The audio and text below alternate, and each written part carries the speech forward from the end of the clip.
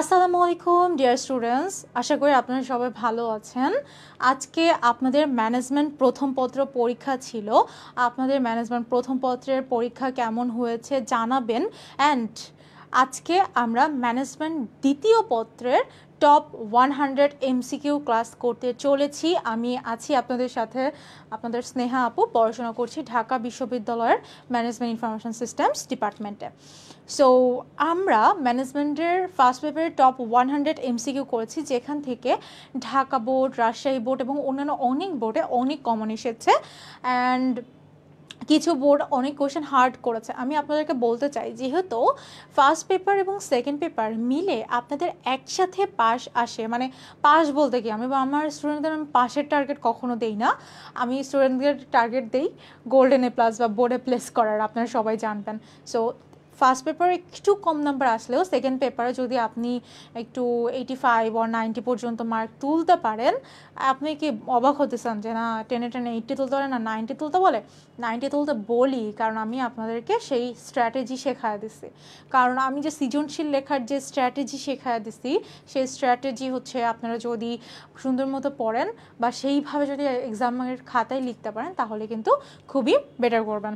এখন আমাকে বলেন, আমার কথা ঠিকমতো শোনা যাচ্ছে, স্ক্রিন দেখা যাচ্ছে কিনা, এভরিথিং ওকে নাকি,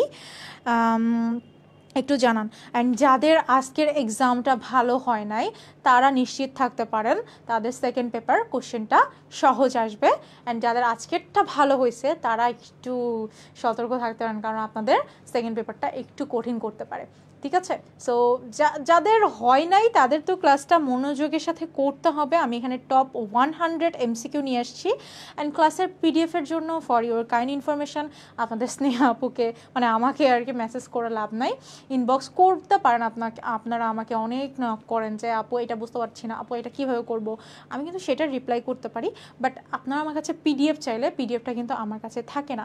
আপনি আপনার টাইম লাইনে শেয়ার করে দিয়ে আর্টস অ্যান্ড কমার্স পাঠশালায় পিডিএফটা পেয়ে যাবেন। অ্যান্ড এইখানে টপ 100 এমসিকিউ আছে ম্যানেজমেন্ট সেকেন্ড পেপারের অ্যান্সার সহ পিডিএফটা এক্সামের 30 মিনিট আগে পড়বেন, বা 30 মিনিট সময় দিয়ে হলেও পড়ে যাবেন। অ্যাটলিস্ট আমি সাজেস্ট করব 30 মিনিট হইলেও পড়বেন এই স্লাইডটা, তাইলে কি ইনশাল্লাহ এখান থেকে সর্বোচ্চ সংখ্যক কমন আসা সম্ভব। শুরু করেন টিচার। ফার্স্ট পেপার যেটাই যদি ভালো হয়, 29টা হয়েছে, একটা হয় না, এই জন্য আপনি ওকে, আমি আপনাদের অনেক অনেক কোশ্চেন্স দেখতেছি। যাদের ওয়ালাইকুম আসসালাম হিজাবি কুইন, আলহামদুলিল্লাহ আমি ভালো আছি। রাকিব, কার কয়টা এমসিকিউ হচ্ছে আপনাদের আমি আবারও বলে দিচ্ছি। যাদের ফার্স্ট পেপার ভালো হয় নাই, সেকেন্ড পেপার ভালো হওয়ার সম্ভাবনা আছে বা করতে হবে। দেখেন, দুইটা মার্ক কিন্তু একসাথে মিলে আপনাদের, এই যে ধরেন English first paper, English second paper মিলে কিন্তু আপনাদের একসাথে মার্ক হবে। সো দুইটাতে যেন একসাথেই যেন প্লাস থাকে ওভারঅল, এইটা এনশিওর করতে হবে।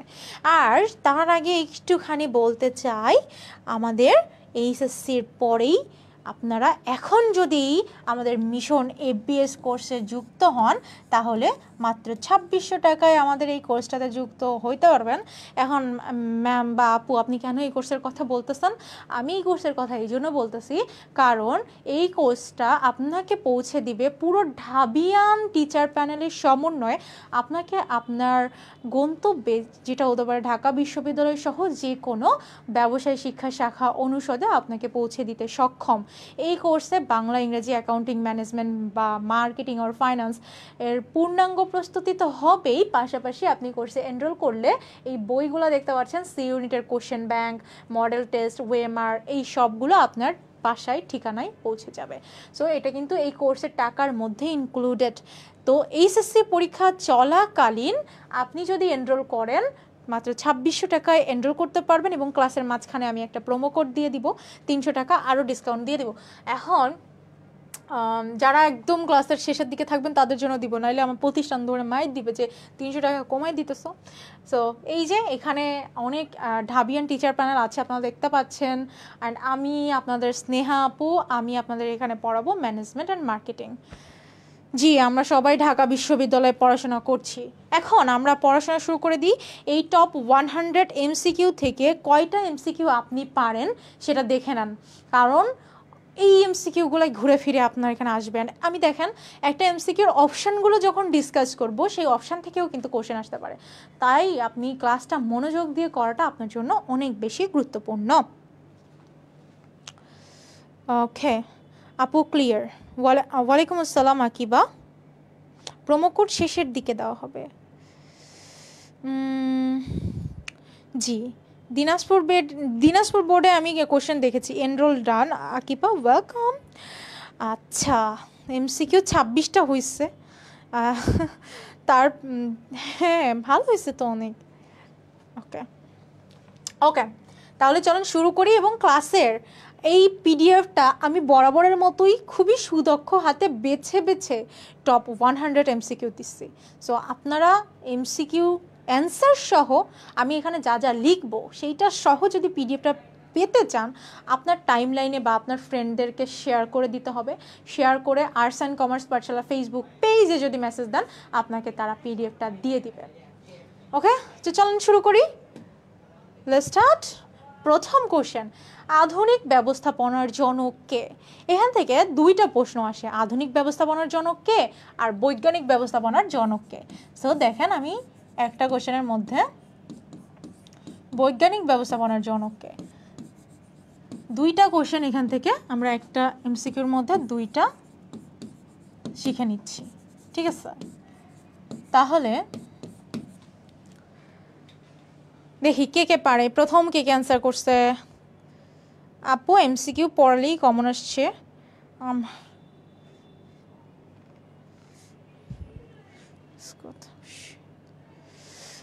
আরাফাতকে আমি কয়েকটা কথা বলতে চাই। আরাফাত কায়ুম অহন, আপনি যে বললেন ক্লাস কম আদার্স কথা বেশি, ক্লাস কম আদার্স কথা বেশি বলতে হয় কারণ ক্লাস কম না, যে কথাগুলো বলি এই কথাগুলো থেকে আপনার শেখার অনেক কিছু আছে।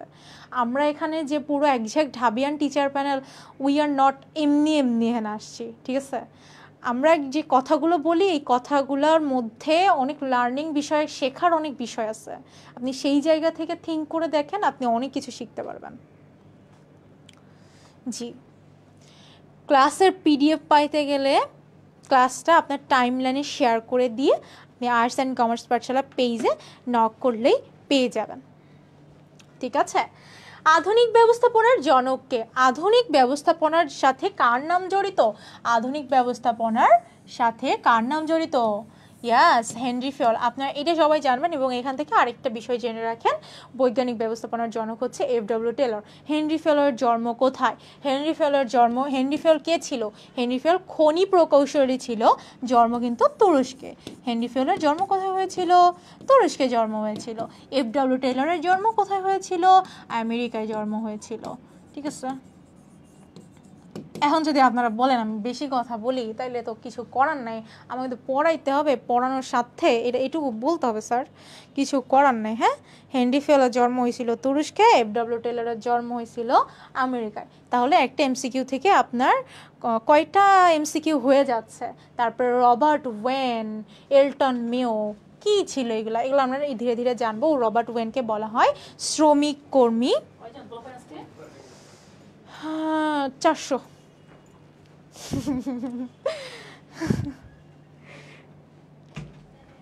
ঠিক আছে, তাহলে এখান থেকে আপনি কয়টা ইনফরমেশন জানলেন?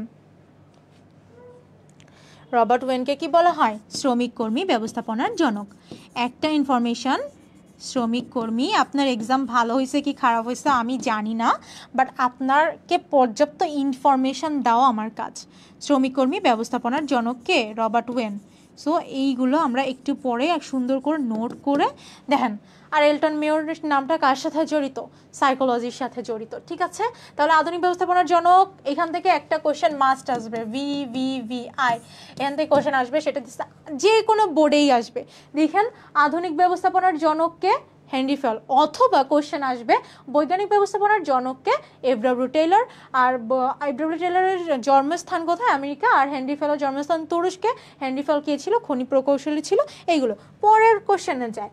শিল্প বিপ্লবের সময়কাল কত? শিল্প বিপ্লব হয়েছিল 1750 থেকে 1850, কখন হয়েছিল? অষ্টাদশ শতকে, অষ্টাদশ দশকে হয়েছিল। এখন এটা কোন যুগে? আমাদের যে 3টা যুগ আছে, এই 3টা যুগের কোন যুগে হয়েছিল? আধুনিক যুগে হয়েছিল। কোন যুগে হয়েছিল? আধুনিক যুগে। দেখি কে কে অ্যান্সার করতে পারছেন, আমি আপনাদের অ্যান্সার দেখিব। আপু হ্যাঁ হ্যাঁ, আমি অনেক কথা বলে আরাফাত কায়ুম অহন, সরি আপু, তুমি ডোন্ট বি সরি, তোমার সরি বলার কিচ্ছু হয় না, আমি তোমার কমেন্ট দেখেছি, আর সরি লিখতে হবে না, কোনো সমস্যা না। আমি আসলে রাগ করি না, হ্যাঁ, আমি স্টুডেন্টদের ওপরে রাগ করি না, কোনো সমস্যা নেই। স্টুডেন্টরা আমার খুবই কাছের, 10 মিনিটের 400 স্টুডেন্ট, ভালোই তো। ওকে, বুঝতে পারছো আমি কিভাবে পড়াচ্ছি? শিল্প বিপ্লব কোন যুগে হয়েছিল? আধুনিক যুগে, অষ্টাদশ দশকে, 1750 থেকে 1850। কোথায় হয়েছিল? ইংল্যান্ডে হয়েছিল। তো আপনি যদি একটা এমসিকিউর মধ্যে তার 14 গোষ্ঠীর যত ইনফরমেশন আছে সব জেনে যান, তাহলে সেই এমসিকিউ নিয়ে আপনার আর কি ভয় বলেন?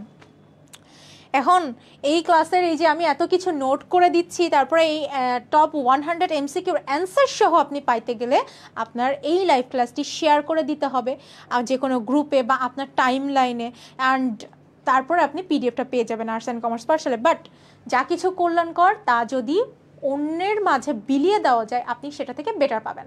কারণ দেখেন, আমরা কিন্তু ফ্রি লাইভ ক্লাস নিচ্ছি, ওকে? আপনাদের সুবিধার্থে আমরা এসিপি থেকে আয়োজন করছি ফ্রি লাইভ ক্লাসের। 3 নম্বর কোশ্চেন, ব্যবস্থাপনা নিচের কোনটি? ব্যবস্থাপনা কি একটা কাজ? ব্যবস্থাপনা কি একটি প্রক্রিয়া, নাকি ব্যবস্থাপনা পদ্ধতি, নাকি ব্যবস্থাপনা একটা মাধ্যম? বলেন। হ্যাঁ, দিনাজপুর বোর্ডের কোশ্চেন অনেক হার্ড হয়েছে, আমি দেখেছি। জি, ওকে, বলেন ব্যবস্থাপনা কি? ব্যবস্থাপনা কি কোনো কাজ? ব্যবস্থাপনা হইতেছে একটা প্রক্রিয়া। কারণ ব্যবস্থাপনার মাধ্যমে কি করা হয়? কৌশলে অন্যকে দ্বারা কাজ করিয়ে নেওয়ার প্রক্রিয়া হচ্ছে ব্যবস্থাপনা। তাহলে ব্যবস্থাপনাকে কি বলবো? ব্যবস্থাপনা একটা প্রক্রিয়া। দেখি কে কে অ্যান্সার করে। ইব্রাহিম খলিল অ্যান্সার করছে, মোহাম্মদ ইয়াসিন, পারফেক্ট, আপনাদের অ্যান্সার হয়েছে। শ্রমিক কর্মী ব্যবস্থাপনার জনককে অলরেডি আমি ডিসকাস করেছি।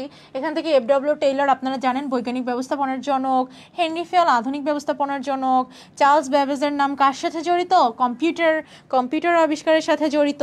তাহলে শুধুমাত্র রবার্ট ওয়েন বাকি থাকে। এই যে বাদ দেওয়ার কাজ শিখলে আরও সহজ। হ্যাঁ, আপনি যদি বাদ দিতে পারেন, আপনি যদি হ্যাঁ এটা জানেন, হেনরি ফিয়াল কি? আধুনিক ব্যবস্থাপনার জনক। এফডব্লিউ টেইলর কি? বৈজ্ঞানিক ব্যবস্থাপনার জনক। চার্লস ব্যাবেজ তো হচ্ছে কম্পিউটারের সাথে নামও জড়িত। শুধুমাত্র 3টা বাদ দিতে পারলাম, একটা। রবার্ট ওয়েন হচ্ছে শ্রমিক কর্মী ব্যবস্থাপনার জনক, রাইট? কত সুন্দর। অন্যদের দ্বারা কাজ করিয়ে নেওয়ার কৌশলকে কি বলে? ম্যানেজমেন্টটা কি? ম্যানেজমেন্টটাকে যদি একটু ভাঙি, আপনারা যেহেতু অনেক স্টুডেন্ট আছে ক্লাস করতেছেন, আর লাইভ ক্লাসটা যদি শেয়ার করেন, আমাকে যদি চেয়ার আপ রাখতে পারেন, আপনারা কিন্তু আমাকে কি দিতে চান? আপনারা আমাকে শুধুমাত্র একটু অনেকজন মিলে ক্লাস করতেছেন, আমার ক্লাস করাইতে ভালো লাগবে, এইটুকুই আপনারা আমার জন্য করতে পারেন, আর কিছু তো করতে পারবেন না। এতটুকুই করেন, বেশি কিছু আমার জন্য করতে হবে না। ম্যানেজমেন্ট কি? ম্যানেজমেন্টকে যদি আমরা ভাঙতে পারি, management tactfully, T for tactfully, management T for tactfully. হ্যাঁ, এই যে আমরা ম্যানেজমেন্টটা যদি ভাঙি, তাহলেই কিন্তু আমরা সংজ্ঞাটা পাই। ম্যানেজমেন্ট ট্যাক্টফুলি মানে কৌশলের সাথে মানুষকে পরিচালনা করা বা ব্যবস্থাপনা করা। ঠিক আছে, অন্যদের দ্বারা কাজ করিয়ে নেওয়াকে কি বলে? 4-এর অ্যান্সার করেন। Ma'am please speak in English. আরেকজন আসছে, ওকে। আপনি বিদেশি নাকি? আমি তো আমার বাংলাদেশি স্টুডেন্টদেরও পড়াইতেছি। আমি ইংলিশ বললে তো বাংলাদেশি স্টুডেন্টরা বলবে ম্যাম আমাকে আইএলটিএস ক্লাস করতেছি, আইএলটিএস ক্লাস তো করতেছি না। যাই হোক, অন্যের দ্বারা কাজ করিয়ে নেওয়ার কৌশলকে কি বলবে? ব্যবস্থাপনা বা ম্যানেজমেন্ট বলবে। ঠিক আছে, এবার যাই, ম্যানেজমেন্ট শব্দটি কোন দেশি শব্দ থেকে এসেছে? ম্যানেজিয়ার শব্দ থেকে এসেছিল, রাইট? ম্যানেজমেন্ট শব্দটি ম্যানেজিয়ার শব্দ থেকে এসেছিল। এই যে ম্যানেজিয়ার যে শব্দটা, এই ম্যানেজিয়ার শব্দের অর্থ কি? ম্যানেজিয়ার শব্দের অর্থ চালনা করা। কিন্তু কোথা থেকে আসছে? এই শব্দটা কিন্তু ইতালি থেকে আসছে। দেখেন আমি কিন্তু অনেক ইনফরমেশন বলে দিচ্ছি আপনাকে। ম্যানেজমেন্ট শব্দটার মূল উৎস কোথা ছিল? ম্যানেগিয়ার, মানে কি চালনা করা। তার কোন দেশ থেকে আসছে? ইতালি, ইতালি থেকে আসছে। ঠিক আছে, এই আমি আর্টস অ্যান্ড কমার্স পাঠশালার বাচ্চাদেরও কমেন্ট দেখব, বাট আপনারা যদি আপনার টাইম লাইনে শেয়ার না করেন, আমি আজকে খুবই স্ট্রিক্টলি বলে দিব আপনি পিডিএফটা যেন না দেয়, কারণ টাইম লাইনে শেয়ার করলে তো আপনার কোনো কিছু হইতেছে না, কোনো ক্ষতি হইতেছে যদি আপনি শেয়ার করেন। কারণ আপনারা আরেকজনের যদি ভালো না চান, আরেকজনের ভালো তো চাইতে হবে, একজনের ভালো না চাইলে তো হবে না। হ্যাঁ, যা কিছু কল্যাণকর তা অন্যের মাঝে বিলাই দিতে হবে, এটা আমি আপনাদেরকে শিখাইতে হবে, না হলে হবে না। এবার 7 নম্বর কোশ্চেন দেখি কে কে পারে, চলেন। 7 নম্বর কোশ্চেন, কার্য সম্পাদনের কতিপয় ধারাবাহিক পদক্ষেপকে কি বলে? কাজ সম্পাদনের, কার্য সম্পাদন মানে কি? কাজ করার জন্য। কাজ সম্পাদনের কতিপয় ধারাবাহিক অনেকগুলো পদ্ধতি, অনেকগুলোর পদ্ধতির সমন্বয়কে আমরা কি বলবো? অলরেডি বলেছি, ইয়াস, টু হ্যান্ডেল। আবির হোসেন, আপনি ঠিক অ্যান্সার করেছেন। তো কার্য সম্পাদনের যে অনেকগুলো ধারাবাহিক প্রক্রিয়া বা পদক্ষেপ, বলে দিছি প্রক্রিয়া, সে ধারাবাহিক পদক্ষেপকে কি বলবো? প্রক্রিয়া বলবো। বুঝেছেন এটা? যে কাজগুলো সম্পাদনের অনেকগুলো প্রক্রিয়া থাকে, অনেকগুলো ধারাবাহিক পদক্ষেপ থাকে, সেই সব পদক্ষেপকে কি বলবো?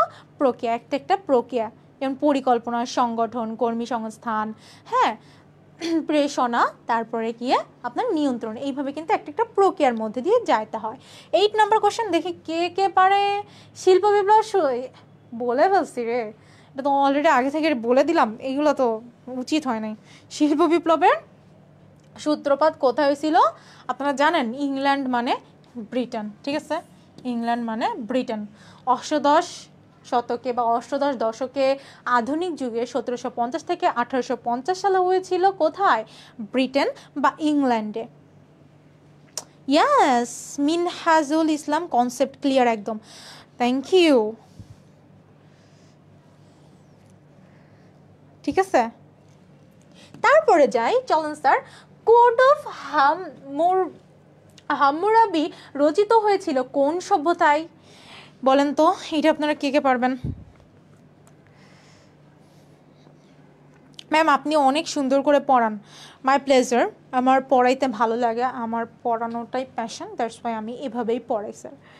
সো আমার পড়ানো আপনাদের কেমন লাগে আপনারা বলবেন। অ্যান্ড আর্টস অ্যান্ড কমার্স পাঠশালার বাচ্চারা দেখতেছে, শেয়ার করতেছে না, আপনাদের কমেন্ট কিন্তু আপনাদেরকে বলে দিব যে হইতেছে আপনাদেরকে যেন পিডিএফ না দেওয়া হয়।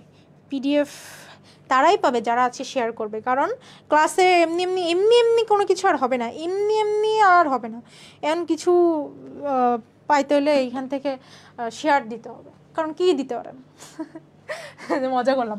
কোড অফ হাম্মুরাবি রচিত হয়েছিল ব্যাবিলনীয় সভ্যতায়।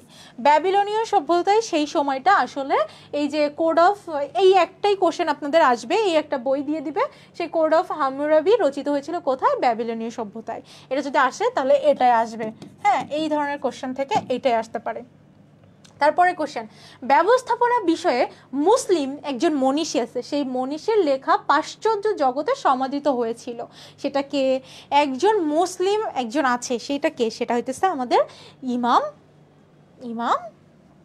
গজরি। ইমাম গজরি।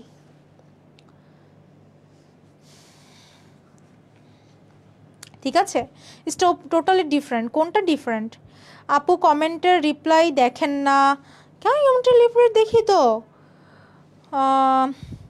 আপু, ভয়েস খুব সুন্দর, কনসেপ্ট ক্লিয়ার হয়ে যাচ্ছে একদম। ওকে, কনসেপ্ট ক্লিয়ার হয়ে যাবে। মিনহাজ ম্যাম নমস্কার, কেমন আছেন? আলহামদুলিল্লাহ ভালো আছি, তোমরা সবাই কেমন আছেন? সরি, আপনারা সবাই কেমন আছেন? ওকে, পরের কোশ্চেনে যাই, চলেন। আপনারা ট্রাস্ট করেন, লাইভটা শেয়ার করলে পিডিএফটা পেয়ে যাবেন, অ্যান্ড শেয়ার করলে আপনার দেখবেন ভালো লাগবে যে আমি একটা মানুষের উপকার করতে পারতেছি। ডিজিটাল মিডিয়াতে মানুষের উপকার কেমনি করবেন? শেয়ার করতে পারবেন। আচ্ছা, জেট তত্ত্বের প্রবর্তককে? জেট তত্ত্বের প্রবর্তককে? আমি এই জেটের সাথে এর নাম, দেখেন, হেনরি ফেল আধুনিক ব্যবস্থাপনার জনক, রবার্ট ওয়েন শ্রমিক কর্মী, জেমস ওয়াট তো হওয়ার কোনো পসিবিলিটিই নেই, উইলিয়াম ওচি, উইলিয়াম ওচি। জেড তত্ত্বের সাথে কার নাম সম্পর্কিত? আমিও ভালো আছি, হ্যাঁ, শুধু আপনার জন্য শেয়ারটা দিলাম। জি, আপনারা আমাকে মানে একটু টাকা পয়সা দিয়ে এখানে ক্লাস করতে আসেন নাই আনটিল আপনি হইতেছে পেইড, মানে আমাদের পাওয়ার প্লেয়ার স্টুডেন্ট হন। পাওয়ার প্লেয়ার তো ব্যাচ ওই পর্যন্তই শেষ। এটা আপনাদের জন্য আমাদের বোনাস প্রোগ্রাম, আমরা ট্রাই করতেছি স্টুডেন্টদের জন্য বেটার কিছু করার। খোদা, এত বড় মেসেজ লিখছে। যাই হোক, জেড তত্ত্বের প্রবর্তককে, এটা অনেক গুরুত্বপূর্ণ, সেটা হইতেছে উইলিয়াম ওচি। হ্যাঁ, ব্যবস্থাপনার স্তর কয়টি? ব্যবস্থাপনার যে 3টা স্তর আছে আপনার মনে আছে? ব্যবস্থাপনার, সরি সেই অ্যান্সারই তো বলে দেই। ব্যবস্থাপনার 3টা যে স্তর আছে, দেখেন আমি আপনাদের একটু দেখা দেই। এই জিনিসটা খুবই মজা, মানে এইটা আপনাদের আজীবন কাজে লাগবে। একটু শিখে যান, শিখলে কোনো ক্ষতি নাই স্যার, একটু শিখেন আপনারা, স্যার ম্যাম আপনারা শিখেন। ব্যবস্থাপনার এই যে উচ্চ, মধ্য, নিম্ন। ব্যবস্থাপনার স্তর কয়টা? ব্যবস্থাপনার স্তর 3টা। খুবই সহজ, কিন্তু আপনি কি জানতেন ব্যবস্থাপনার স্তর বলতে এটা বোঝায়? ব্যবস্থাপনার স্তর বলতে কি বোঝায় এটা তো আপনার জানার দরকার। ইয়েস, দেখি কে কে কমেন্ট করে। এবার অ্যান্সার করবেন 13 নম্বর। দেখি কে কে অ্যান্সার করতে পারে। পোস্ট কোড এর আবিষ্কারক কে? পোস্ট কোডের সাথে কার নাম জড়িয়ে আছে বলেন তো? হিজাবি কুইন আপনি সবার আগে অ্যান্সার করতেছেন। রাহিম 3টি, ইউ আর কারেক্ট রাহিম। আর কে কে অ্যান্সার করতেছে?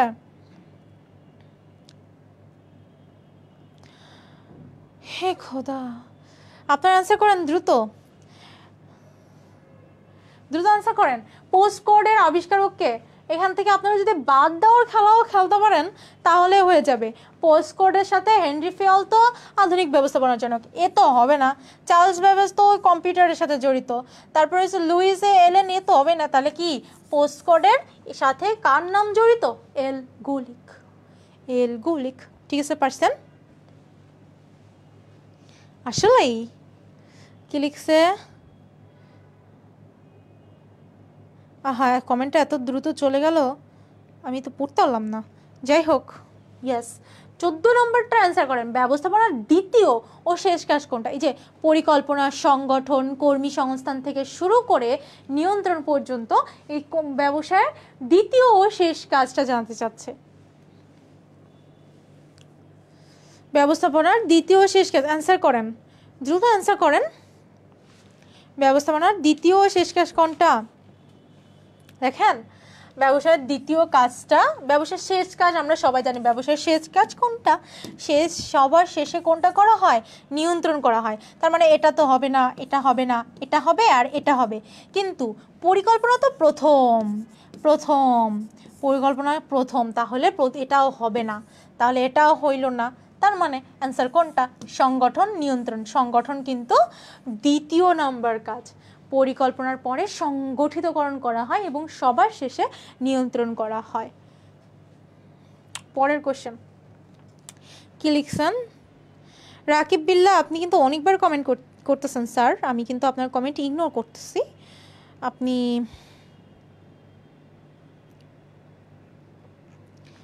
হচ্ছে একটু সিভিলাইজড হন প্লিজ। ওকে, ব্যবস্থাপনা চক্রে নিয়ন্ত্রণের পরবর্তী কাজ কোনটা? এই দেখেন, ব্যবস্থাপনা কিন্তু একটা অবিরাম প্রক্রিয়া। নিয়ন্ত্রণ আমরা বলে থাকি যে ব্যবস্থাপনায় পরিকল্পনা, সংগঠন, কর্মী সংস্থান এইভাবে করতে করতে প্রেষণার মাধ্যমে সমন্বয় সাধন করে তারপরে হইতেছে নিয়ন্ত্রণে শেষ হয়ে যায়, এটা শেষ কাজ। কিন্তু ব্যবস্থাপনা কিন্তু কখনো শেষ হয় না। ব্যবস্থাপনার কাজগুলো কিন্তু অবিরাম চলতেই থাকে ধারাবাহিকভাবে। সো নিয়ন্ত্রণের পরে আবার পরিকল্পনার কাছে সুইচ হয়। এই দেখেন, পরিকল্পনা, আমি একটু সুন্দর করে লিখে দিই।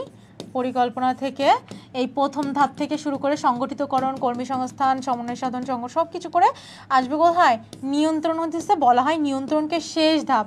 কিন্তু নিয়ন্ত্রণের পরে আবার কোন ধাপের কাছে ফিরে যায়? আবার সে রিভার্স করে পরিকল্পনার কাছে চলে যায়। এই জন্য নিয়ন্ত্রণের পরবর্তী কাজ কোনটা? পরিকল্পনা। বুঝেছেন? পরের কোশ্চেনে আপনারা অ্যান্সার দিবেন। বিভিন্ন ব্যক্তি, বিভাগ ও উপবিভাগের কাজ এক সূত্রে গঠিত ও সংযুক্ত করার কাজকে কি বলে? এটার অ্যান্সার আপনারা দেন তো। এটার অ্যান্সার আপনারা দেন যে বিভিন্ন ব্যক্তি, বিভিন্ন বিভাগ, উপবিভাগের কাজকে একত্রে সংযুক্ত করাকে কি বলবে? একত্রে বিভিন্ন বিভাগ। কিন্তু আপু ব্যবস্থাপকদের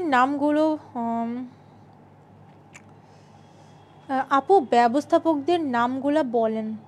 বুঝি নাই আপনার কোশ্চেন। ব্যবস্থাপকদের নামগুলো বলতে যেগুলো আমি এর মধ্যে মাঝে মাঝে বলতেছি এগুলোই অনেক বেশি রিপিটেড আসে, যেরকম হেনরি ফেয়ল, এফ.ডব্লিউ. টেলর, তারপরে হচ্ছে রবার্ট ওয়েন, তারপরে উইলিয়াম ওচি, এগুলোই আসলে অনেক বেশি আসে, যেগুলো বারবার আমি আসতেছে। ঠিক আছে, 100% 16 এর সমন্বয়।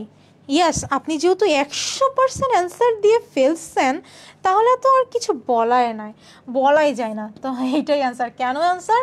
দেখেন, বিভিন্ন ব্যক্তি, বিভাগ ও উপবিভাগের মধ্যে যখন তাদের এক সূত্রে গঠিত করতেছে বা এক সূত্রে সংযুক্ত করতেছে তখন সেটা কি হচ্ছে? সমন্বয় হচ্ছে। সেটা নিয়ন্ত্রণ নির্দেশনা তো হচ্ছেই না, অনেকের সংগঠনের সাথে কনফ্লিক্ট লাগতে পারে, কিন্তু সংগঠনে তো আপনার সমন্বয় সাধন করা হয়, কিন্তু সমন্বয় কিন্তু আপনার এক সূত্রে সংযুক্ত করা হয়। কি কি? ব্যক্তি, বিভাগ, উপবিভাগের ব্যাপারগুলা। ঠিক আছে।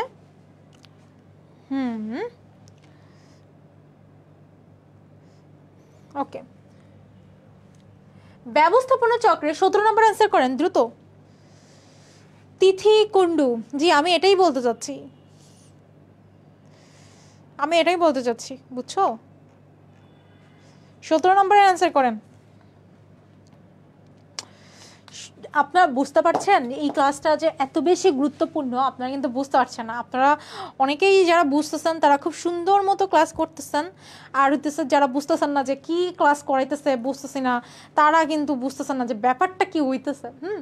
তো যারা ক্লাস করবে মনোযোগ দিয়ে তারা তো উইল বেটার, অ্যান্ড শেয়ার করলে আপনি কি পাবেন? পিডিএফ পাবেন।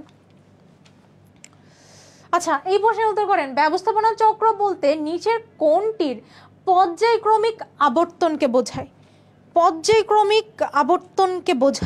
কোনটির পর্যায়ক্রমিক আবর্তন?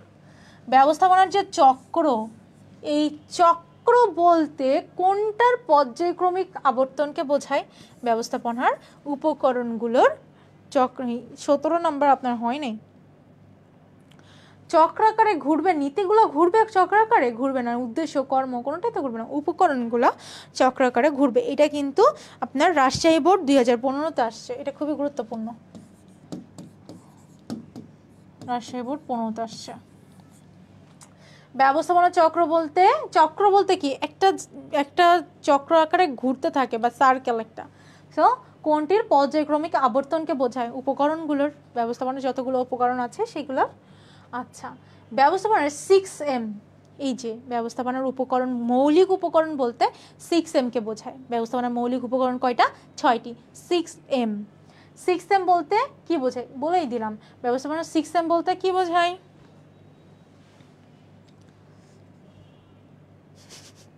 তোর কি বউ? আরে কান্নাকাটি করে গেল, বুঝতেছি না।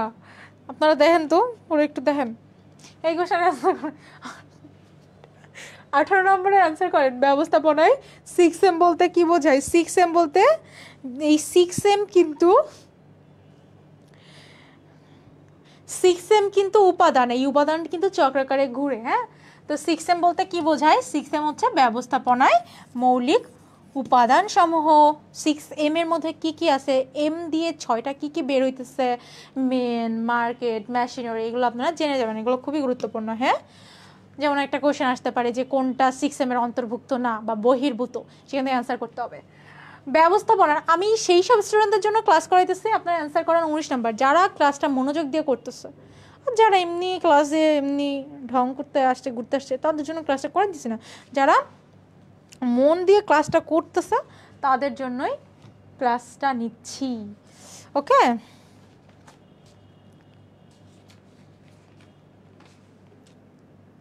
আচ্ছা। ওকে, 18-র অ্যান্সার না, আমি 19 নম্বরে আছি স্যার। 19 নম্বরের অ্যান্সার করেন। 19 নম্বর, জি 19 নম্বর হচ্ছে ব্যবস্থাপনার কোন নীতি অনুসারে কর্মীদের সিদ্ধান্ত গ্রহণ ক্ষমতা হ্রাস করা হয়? মানে কর্মীরা এখানে সিদ্ধান্ত গ্রহণ করতে পারে না। হ্যাঁ, এটা হইতেছে কি, এটা হইতেছে কেন্দ্রীকরণ বা কেন্দ্রীভূত। যে নেতার কাছে ক্ষমতা কেন্দ্রীভূত থাকে বা কুক্ষিগত করা থাকে সেইখানে কিন্তু কর্মীরা সিদ্ধান্ত গ্রহণ করার সুযোগ পায় না। হয়েছে আপনাদের কার কার হয়েছে? ইয়েস। পরের কোশ্চেনে যাই। 20 নাম্বার, খুব সুন্দর করে অ্যান্সার করবেন, আমরা খুব ভালো মতো ক্লাসটা শেষ করতে চলেছি ইনশাল্লাহ। প্রতিষ্ঠানের দেখেন এই 100টার মধ্যে কার কয়টা হইতেছে, এবং ক্লাসটা আপনি শেয়ার করে পিডিএফটা অবশ্যই পড়বেন, কারণ পিডিএফটা আপনি যদি পড়েন আপনার এক্সামের আগে এটা পুরো ওভারঅল একটা ধারণা হবে। পুরো ম্যানেজমেন্ট সেকেন্ড পেপারের যে আপনাদের 7টা চ্যাপ্টার আছে, 7টা চ্যাপ্টার সম্পর্কে খুবই বেটার আইডিয়া হয়ে যাবে আপনাদের। ঠিক আছে, এখন এই কোশ্চেনটার অ্যান্সার করেন। প্রতিষ্ঠানের উচ্চ পর্যায়ের সিদ্ধান্ত গ্রহণের ক্ষমতা কুক্ষিগত করে রাখাকে কি বলে? একটু আগেই যেটা বললাম, দেখি কে কে পারতেছে। ঘ হবে 20 নম্বরের। সেতু ইসলাম শিমু, আপনার অ্যান্সার হয়েছে কেন্দ্রীকরণ। ইটস কেন্দ্রীকরণ। কেন কেন্দ্রীকরণ? কারণ কেন্দ্রীকরণে যারা প্রতিষ্ঠানের উচ্চ পর্যায়ের, যারা সিইও, যারা ডিসিশন মেকিং করে বা সিদ্ধান্ত গ্রহণ করে, তারা হইতেছে তার কাছে ক্ষমতা কুক্ষিগত করে রেখে দেয়। তো এটাকে কি বলবে? কেন্দ্রীকরণ। পিডিএফ কোথায় পাবো? পিডিএফ দেন শিবন। পিডিএফ পাবেন আমাদের arts and commerce Pathsala Facebook পেজে মেসেজ করলে পিডিএফটা আপনাকে দিয়ে দেওয়া হবে, কিন্তু তার আগে লাইভ ক্লাসটা শেয়ার করে দিতে হবে। অ্যান্ড শেয়ার না করলে আমি স্ট্রিক্টলি বলে দিব যেন পিডিএফটা না দেওয়া হয়। And this is my last class, কারণ হইতেছে আপনাদের আর কমার্সের আমি মার্কেটিং আর ম্যানেজমেন্ট ক্লাস নেই, তো আপনাদের ম্যানেজমেন্ট সেকেন্ড পেপার ক্লাসের মাধ্যমে আজকে এইচএসসির জীবনে আপনাদের সাথে আমার শেষ ক্লাস আর কি, আপনাদের ব্যাচের সাথে। এরপরে হইতেছে আমি অ্যাডমিশনের ক্লাস আপনাদের সাথে দেখা হয়ে যাবে, তবে অ্যাডমিশনের একটা প্রোমো কোড দিয়ে দেই। হ্যাঁ, আমাদের যে 2600 টাকার কোর্স না, কাউকে বলবেন না, এই মিশন এই এফবিএসের 2600 টাকার কোর্স, শুধুমাত্র এফবিএস 300, এটা দিলে আপনি 300 টাকার ডিসকাউন্টে 2300 টাকায় ভর্তি হয়ে যেতে পারবেন, বাট এটা কাউকে বলা যাবে না। হ্যাঁ, এফবিএস 300, এটা কাউকে বললে আমার চাকরি নট, বাট আপনাদের জন্যই, উপকারের জন্যই দিলাম। জোড়াময় শিকল নীতি নিম্নোক্ত, এই নীতি নিয়ে হেনরি ফিওলের যে 14টা নীতি আছে, এই 14টা নীতি নিয়ে আমার ইউটিউবে একটা ভিডিও দেওয়া আছে, এটা দেখে নেবেন। জোড়াময় শিকল নীতি নিম্নোক্ত কোন বিষয়ের সাথে সম্পৃক্ত? কোন বিষয়ের সাথে সম্পৃক্ত? জোড়াময় শিকল। দেখি আপনারা পারেন নাকি? জোড়াময় শিকল কার সাথে সম্পৃক্ত? দেখি কে পারে। আপনারা আজকে খুব সুন্দর করে অ্যান্সার করতেছেন না কেন? ইয়াস, জোড়াময় শিকল মানে কি? একটার সাথে আর একটা, একটার সাথে আর একটা। জোড়াময় শিকল এমনি কি এই জায়গা থেকে এই জায়গা, এই জায়গা থেকে এই জায়গা, এই জায়গা থেকে এই জায়গা, এই জায়গা থেকে এই জায়গা, কি হয়? কর্তৃত্ব অর্পণ হয়। জোড়াময় শিকলে কি হয়? কর্তৃত্ব। You don't understand why I cry. I'm falling in love with you. No matter what to say. Rakib বিল্লাহ কি বলে? আরে আমার ক্লাসের মধ্যে ডিস্টার্ব করতেছে। পড়াশোনা করবো আমরা, এখন পড়তে আসছি, আমরা পড়াশোনা করতেছি বাবা। আচ্ছা, জোড়াময় শিকল নীতি নিম্নোক্ত কোন বিষয়ের সাথে সম্পৃক্ত? কর্তৃত্ব আরোপ করার সাথে সম্পৃক্ত। ঠিক আছে, কর্তৃত্ব প্রবাহ না, কিন্তু কর্তৃত্ব কর্তৃত্ব প্রবাহ, কর্তৃত্ব অর্পণ না, সরি আমি এটা পড়ি নাই। কর্তৃত্ব অর্পণ না, কর্তৃত্ব অর্পণ মানে কর্তৃত্ব দিয়ে দেওয়া, কর্তৃত্ব প্রবাহ। এই দেখেন, আপনারা কোশ্চেন ভালো করে পড়বেন, অপশান ভালো করে পড়বেন। আমি কিন্তু কোশ্চেন অ্যান্ড অপশান যদি ভালো করে না পড়ে, আমি কিন্তু নিজেই ভুল করতেছিলাম। তো এই একটা জলজান্ত উদাহরণ দিলাম, একদম জলজন্ত, কি বলে, জ্বলন্ত উদাহরণ আর কি। এটা কর্তৃত্ব প্রবাহ। ঠিক আছে, জোড়াময় শিকল নীতি নিম্নোক্ত কোন বিষয়ের সাথে সম্পৃক্ত? কর্তৃত্ব প্রবাহের সাথে। এবার আসেন, আদেশ দানের ক্ষেত্রে ধারাবাহিকতা রক্ষা করা ব্যবস্থাপনার কোন মূলনীতির সমার্থক? আদেশ দানের ক্ষেত্রে, আদেশ দানের ক্ষেত্রে কোন নীতি সমর্থক? আদেশ দেওয়ার ক্ষেত্রে আমি কি করব? ইয়াস, আদেশ দানের ক্ষেত্রে হিজাবি কুইনের অ্যান্সার হয়েছে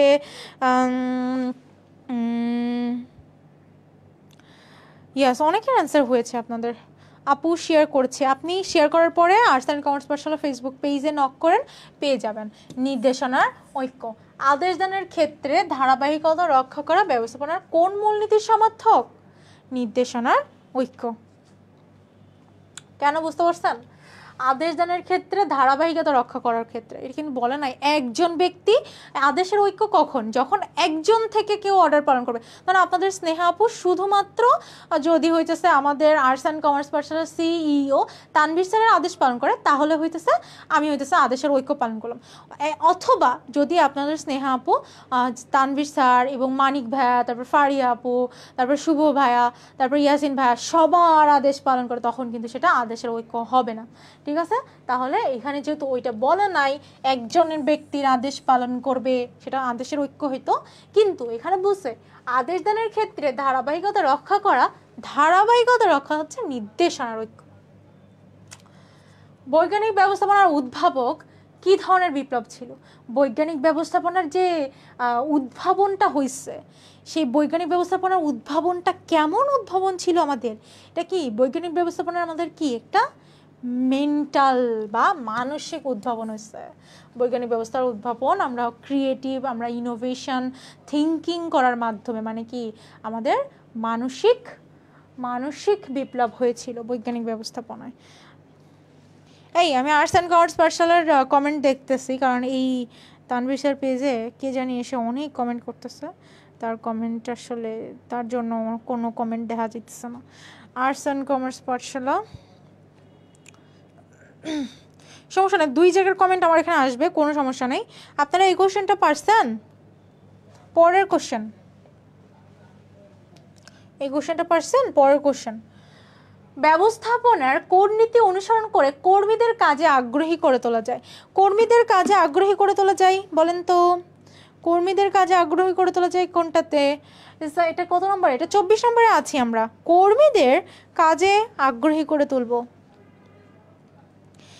দেখেন কেন্দ্রীকরণ কি? কেন্দ্রীকরণে হচ্ছে আমি ক্ষমতা নিজের কাছে কক্ষিগত করে রাখবো। কিন্তু বিকেন্দ্রীকরণ কি? বিকেন্দ্রীকরণ এটার অপোজিট, এটার উল্টা।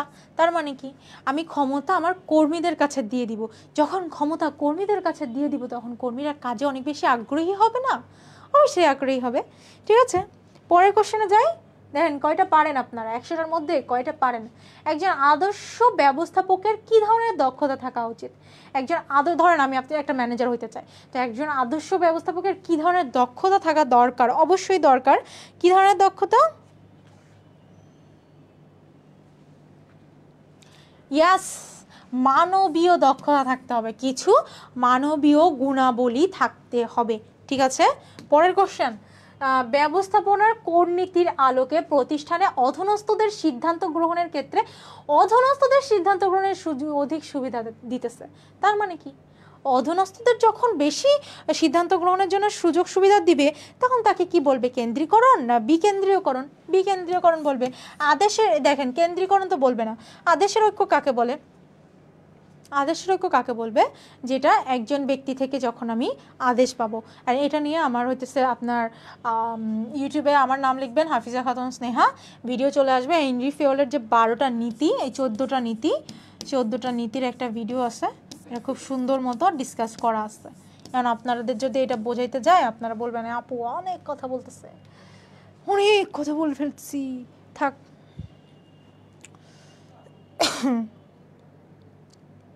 তিথিগণ্ড এত রিয়েলিস্টিক কমেন্ট কেন করতেছে? এই আমার এখান থেকে কি আয় হাই, তোমরা এত এরকম কমেন্ট করো না। তুমি আসো, তুমি পড়ো, তোমার ও যে কমেন্ট করতেছে ওর কমেন্ট ইগনোর করো। আমি নিজেও ইগনোর করতেছি, আমি দেখবো ক্লাস শেষে ব্যাপারটা। হেনরি ফিওল প্রদত্ত ব্যবস্থাপনার শেষ নীতি কোনটা? হেনরি ফিওল তো অনেক 14টা নীতি দিছে, আমি বললাম না? ওর শেষ নীতি কোনটা ছিল? হেনরি ফিওলের শেষ একটা নীতি ছিল, শেষ নীতিটা হচ্ছে একতাই বল। হেনরি ফিওলের সর্বশেষ নীতি, সর্বপ্রথম নীতি, এইগুলো আপনারা এক্সাম হলে জেনে যাবেন। একতাই বল, ঠিক আছে? কি কি জেনে যাবেন এটা কিন্তু বলে দিচ্ছি।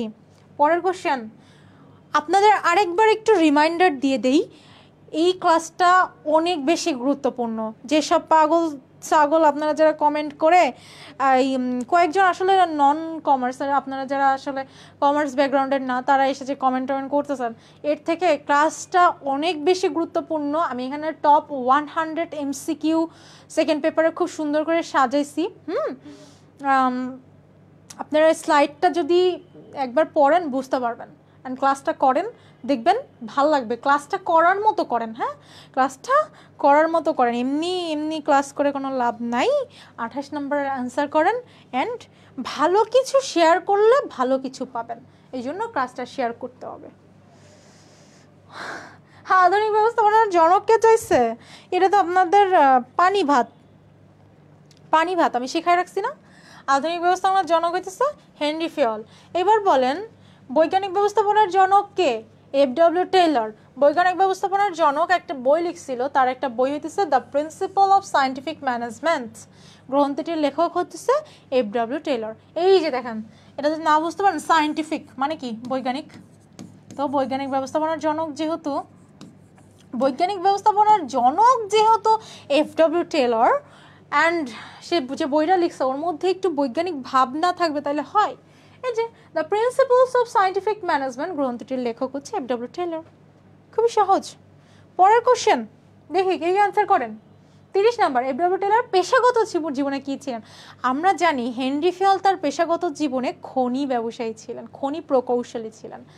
আর এফ.ডব্লিউ. টেইলর তার পেশাগত জীবনে কি ছিলেন এটা কিন্তু আপনাদেরকে আমি বলি নাই। ইয়াস, 30 নম্বর বলেন। 30 নম্বর, সে ছিল মেকানিক্যাল ইঞ্জিনিয়ার। কি ছিল? Mechanical engineer. এফ.ডব্লিউ. টেইলর তার পেশাগত জীবনে কি ছিল? Mechanical engineer. আচ্ছা, এখন আপনাদের একটু ডিফারেন্ট একটা বিষয় আপনাদের তার সম্পর্কে জানাবো। পার্থক্যমূলক মজুরি প্রথা কে প্রবর্তন করে? এই পার্থক্যমূলক মজুরি প্রথা, এটা কিন্তু একটু গুরুত্বপূর্ণ প্রশ্ন। পার্থক্যমূলক মজুরি প্রথা এটাও কিন্তু এফ.ডব্লিউ. টেইলর দিছিল। এই এফ.ডব্লিউ. টেইলর কি করছে তাইলে? এফ.ডব্লিউ. টেইলর একজন কি ছিল? এফ.ডব্লিউ. টেইলর ছিল মেকানিক্যাল ইঞ্জিনিয়ার। এফ.ডব্লিউ. টেইলর বৈজ্ঞানিক ব্যবস্থাপনার জনক, তার বই আছে যার মধ্যে একটা সায়েন্টিফিক নাম আছে, হ্যাঁ। তারপরে পার্থক্যমূলক মজুরি প্রথা প্রবর্তন করে এফ.ডব্লিউ. টেইলর। ঠিক আছে, কোনো প্রশ্ন আছে? এবার ব্যবস্থাপনার জনক হেনরি ফিয়ল আসলে কত বছর থেকে কত বছর পর্যন্ত বেঁচে ছিল সেটা জানতে চাচ্ছে। এটা আপনারা কারোর পারার কথা না, আপনারা যদি পারেন তার মানে আপনারা অনেক পড়াশোনা করেন। পিডিএফ কই পাবো? আপনার নাম কি স্যার? পিডিএফটা কই পাবো? হ্যাঁ, কমেন্টটা উপরে চলে যাচ্ছে। নাইম নিয়ামুল হক, পিডিএফটা কোথায় পাবেন? পিডিএফটা পাওয়ার জন্য আপনাকে আর্টস অ্যান্ড কমার্স পাঠশালায় ইনবক্স করতে হবে, মেসেজ দিতে হবে, অথবা লাইভ ক্লাসটা শেয়ার করতে হবে আপনার টাইম লাইনে, অথবা আপনার ফ্রেন্ডদের কাছে শেয়ার করে দিতে হবে। আর আপনি শেয়ার কেন করবেন? শেয়ার করলে পিডিএফ পাবেন, প্লাস আরেকজনের ভালো করতেছেন, তো কারোর ভালো করলে ভালো হয়। এই হেনরি ফিয়ল কত বছর থেকে কত বছর বেঁচে ছিল? 1841 থেকে 1925। ঠিক আছে, দেখছেন? এটা মুখস্থ করতে হবে স্যার, এটা কিছু করার না। ইয়াস, আপনি পারছেন। এই কে পারছে? Hijabi queen 100% B. 32-এর ক আপনার হয় নাই। কে? সোহান আপনার হয় নাই। তারপরে হইতেছে মিলি আপনার হয় নাই। শিরিন নাম, ওকে। এই যে দেখেন, ম্যানেগিয়ার শব্দটি কোন দেশের ভাষা থেকে এসেছে? ম্যানেগিয়ার, এই ম্যানেগিয়ার শব্দটি কোন দেশের ভাষা থেকে এসেছে বলেন? এটা আপনারা বলবেন। এটা অলরেডি আমি বলে দিছি, এটা আর জন্য আর বলে লাভ নাই, এটা আপনারা বলে দেন।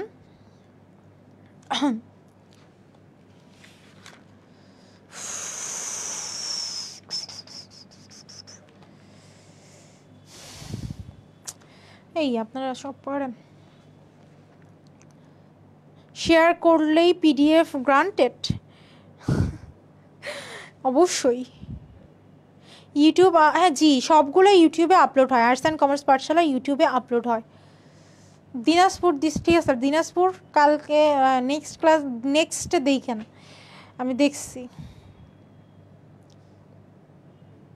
তাহলে এই যে ম্যানেজার শব্দটি কোথা থেকে এসেছে? আপনারা সবাই পেরেছেন। যার অর্থ কি? যার অর্থ চালনা করা, চালনা করা। ঠিক আছে, পরের কোশ্চেন। হেনরি ফেয়াল প্রদত্ত ব্যবস্থাপনার মূলনীতির সংখ্যা কয়টি? এ বলা লাগবে হেনরি ফেয়াল ব্যবস্থাপনার কয়টা মূলনীতি দিছিল? হ্যাঁ, হেনরি ফেয়াল ব্যবস্থাপনার কয়টা মূলনীতি দিছিল? এই কোশ্চেন যদি আসে, এটা কিন্তু গুরুত্বপূর্ণ, এটা চলে আসতে পারে, দেখবেন কোনো না কোনো বোর্ডে চলে আসছে, কুমিল্লা রাজশাহীতে চলে আসতে পারে। কয়টা মূলনীতি দিছিল হেনরি ফেয়াল? 14টা। কি ছিল? খনি প্রকৌশলী। পরের কোশ্চেন। বৈজ্ঞানিক ব্যবস্থাপনার জনককে? শুধু কোনো কিছু বলা নাই, শুধু শুধু একটা কোশ্চেন, বৈজ্ঞানিক ব্যবস্থাপনার জনককে। ঠিক আছে, বৈজ্ঞানিক ব্যবস্থাপনার জনক F.W. টেইলর, যিনি ছিল মেকানিক্যাল ইঞ্জিনিয়ার। কোন বিষয়ে ও কোনো বিষয়ের অগ্রিম সিদ্ধান্তকে কি বলে? কোনো বিষয়ে যদি আমি অগ্রিম সিদ্ধান্ত গ্রহণ করি তখন তাকে কি বলবে? পরিকল্পনা। কোনো বিষয়ের অগ্রিম সিদ্ধান্ত গ্রহণ করলে তাকে কি বলবে? পরিকল্পনা। কারণ পরিকল্পনাকে কি বলা হয়? পরিকল্পনাকে নীল নকশা বলা হয়। পরিকল্পনাকে কোনো কাজের নীল নকশা বলা হয়, মনে থাকবে? নীল নকশা। কোনো কাজ কিভাবে করা হবে, কেন করা হবে, কখন করা হবে, এই সব কিছু আগে থেকে নির্ধারণ করা হলে তাকে নীল নকশা বলে। ওকে, আচ্ছা, কোনটি স্থায়ী পরিকল্পনা? এই যে এইগুলো আসবে, কোনটি স্থায়ী পরিকল্পনা, কোনটা একার্থক পরিকল্পনা, এই জায়গাটাকে মাস্ট প্রশ্ন আসবে, যে বোর্ড হন না কেন, দিনাজপুর বোর্ড, ঢাকা বোর্ড, কুমিল্লা, রাজশাহী, যশোর, যে বোর্ড হন আপনার, সব বোর্ড থেকে এই স্থায়ী পরিকল্পনা কোনটা, কোনটা একার্থক পরিকল্পনা, এই প্রশ্ন আসবে। স্থায়ী পরিকল্পনা কোনটা? স্থায়ী পরিকল্পনা বলেন দেখি, একটুখানি ট্রাই করেন এখান থেকে। স্থায়ী পরিকল্পনা, ইয়েস, কে অ্যান্সার করেছে এটা? দত্ত। স্থায়ী পরিকল্পনা হচ্ছে কর্মসূচি, রীতিনীতি, প্রক্রিয়া, পদ্ধতি। এগুলো কি প্রক্রিয়া? রীতিনীতি, প্রক্রিয়া, পদ্ধতি, এগুলো কি প্রক্রিয়া জানেন কেউ? এগুলা কি আপনাদেরকে এখন ইনফরমেশনটা দেওয়া ঠিক হবে?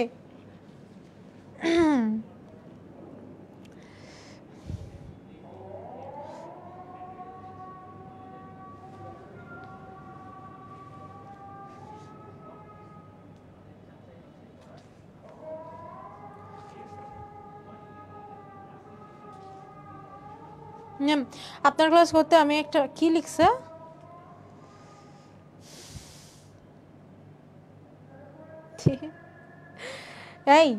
এই প্রশ্নটা কি হবে? কোনটা স্থায়ী পরিকল্পনা নয়? স্থায়ী পরিকল্পনা না হইতেছে কর্মসূচি, কারণ কর্মসূচি কি আমার একার্থক প্রক্রিয়া, একার্থক। আর রীতি নীতি, প্রক্রিয়া, পদ্ধতি, এই সবগুলো কি, এই তিনটাই হচ্ছে আমার স্থায়ী পরিকল্পনা। ঠিক আছে, দেখি কে কে এটা জানতো, কে কে আপনারা পারেন এটা।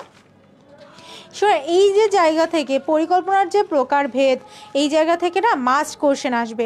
ইনফ্যাক্ট লক্ষ্য, স্থায়ী পরিকল্পনা এবং একার্থক পরিকল্পনা, এই তিনটে জায়গা থেকে অনেক প্রশ্ন আসবে। ঠিক আছে, ইয়াস, এটা হইতেছে ব্যবস্থাপনা কাজ করাচ্ছি, সেকেন্ড পেপার, টপ 100 MCQ।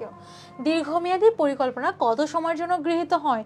যে দীর্ঘমেয়াদী পরিকল্পনা কত সময়ের জন্য করা হয়? দেখেন, স্বল্পমেয়াদী 1 বছরের মধ্যে, মধ্যমেয়াদী 1 থেকে 5 বছর, কিন্তু দীর্ঘমেয়াদী পরিকল্পনা কি 5 বছর এবং 5 বছরের অধিক। ঠিক আছে, ক্লাস টেস্ট কিছু আপলোড দেখতেছি, এটি সাক্ষক। ইয়াস, নিশিতা ইসলাম, কর্মসূচি একার্থক। আপু আমি পড়তেছি না, পড়লাম না। এখন দেখেন, লক্ষ্য কাকে বলে? লক্ষ্য কাকে বলবে?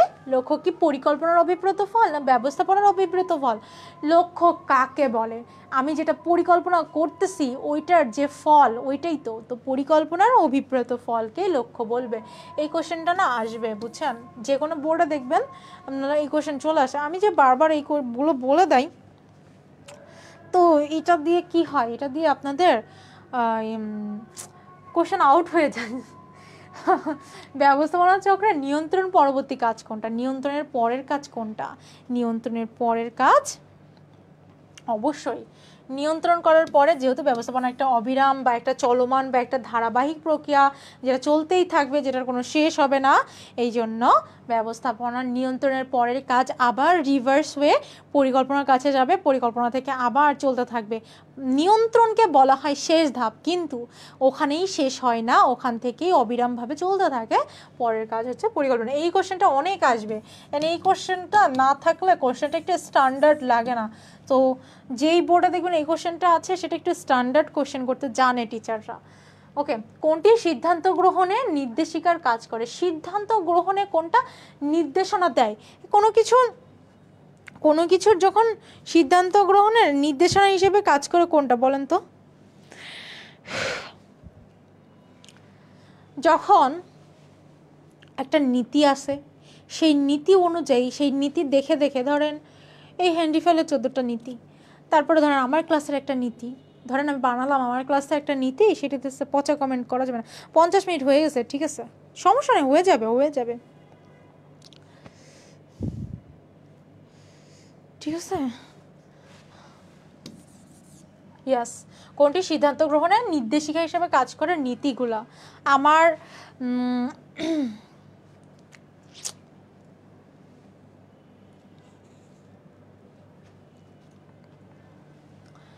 আমি একটা সিদ্ধান্ত গ্রহণ করতেছি, সেই সিদ্ধান্ত গ্রহণ করার সাথে আমি কি দেখে সিদ্ধান্ত গ্রহণ করব? একটা নীতি অবশ্যই আগে থেকে স্টাবলিশ করা থাকবে, সেই নীতি দেখে আমি নির্দেশিকার কাজ করব। কোনটি স্থায়ী পরিকল্পনা? আমি বলে দিয়েছি, রীতিনীতি, প্রক্রিয়া, পদ্ধতি, এগুলো হইতেছে স্থায়ী পরিকল্পনা। ওকে, তাহলে কোনটা স্থায়ী পরিকল্পনা? কর্মসূচিতে একাত্মক, তার কোনটা হবে এখান থেকে? স্থায়ী পরিকল্পনা কোনটা? এই আপনারা এগুলো সবই পারেন, আপনাদের একটু সময় দিচ্ছি যেন আপনারা অ্যান্সার করেন। স্থায়ী পরিকল্পনা হচ্ছে রীতিনীতি, প্রক্রিয়া, পদ্ধতি। এখানে আমরা নীতি পাইছি, এই জন্য আমরা নীতিকেই অ্যান্সার করলাম।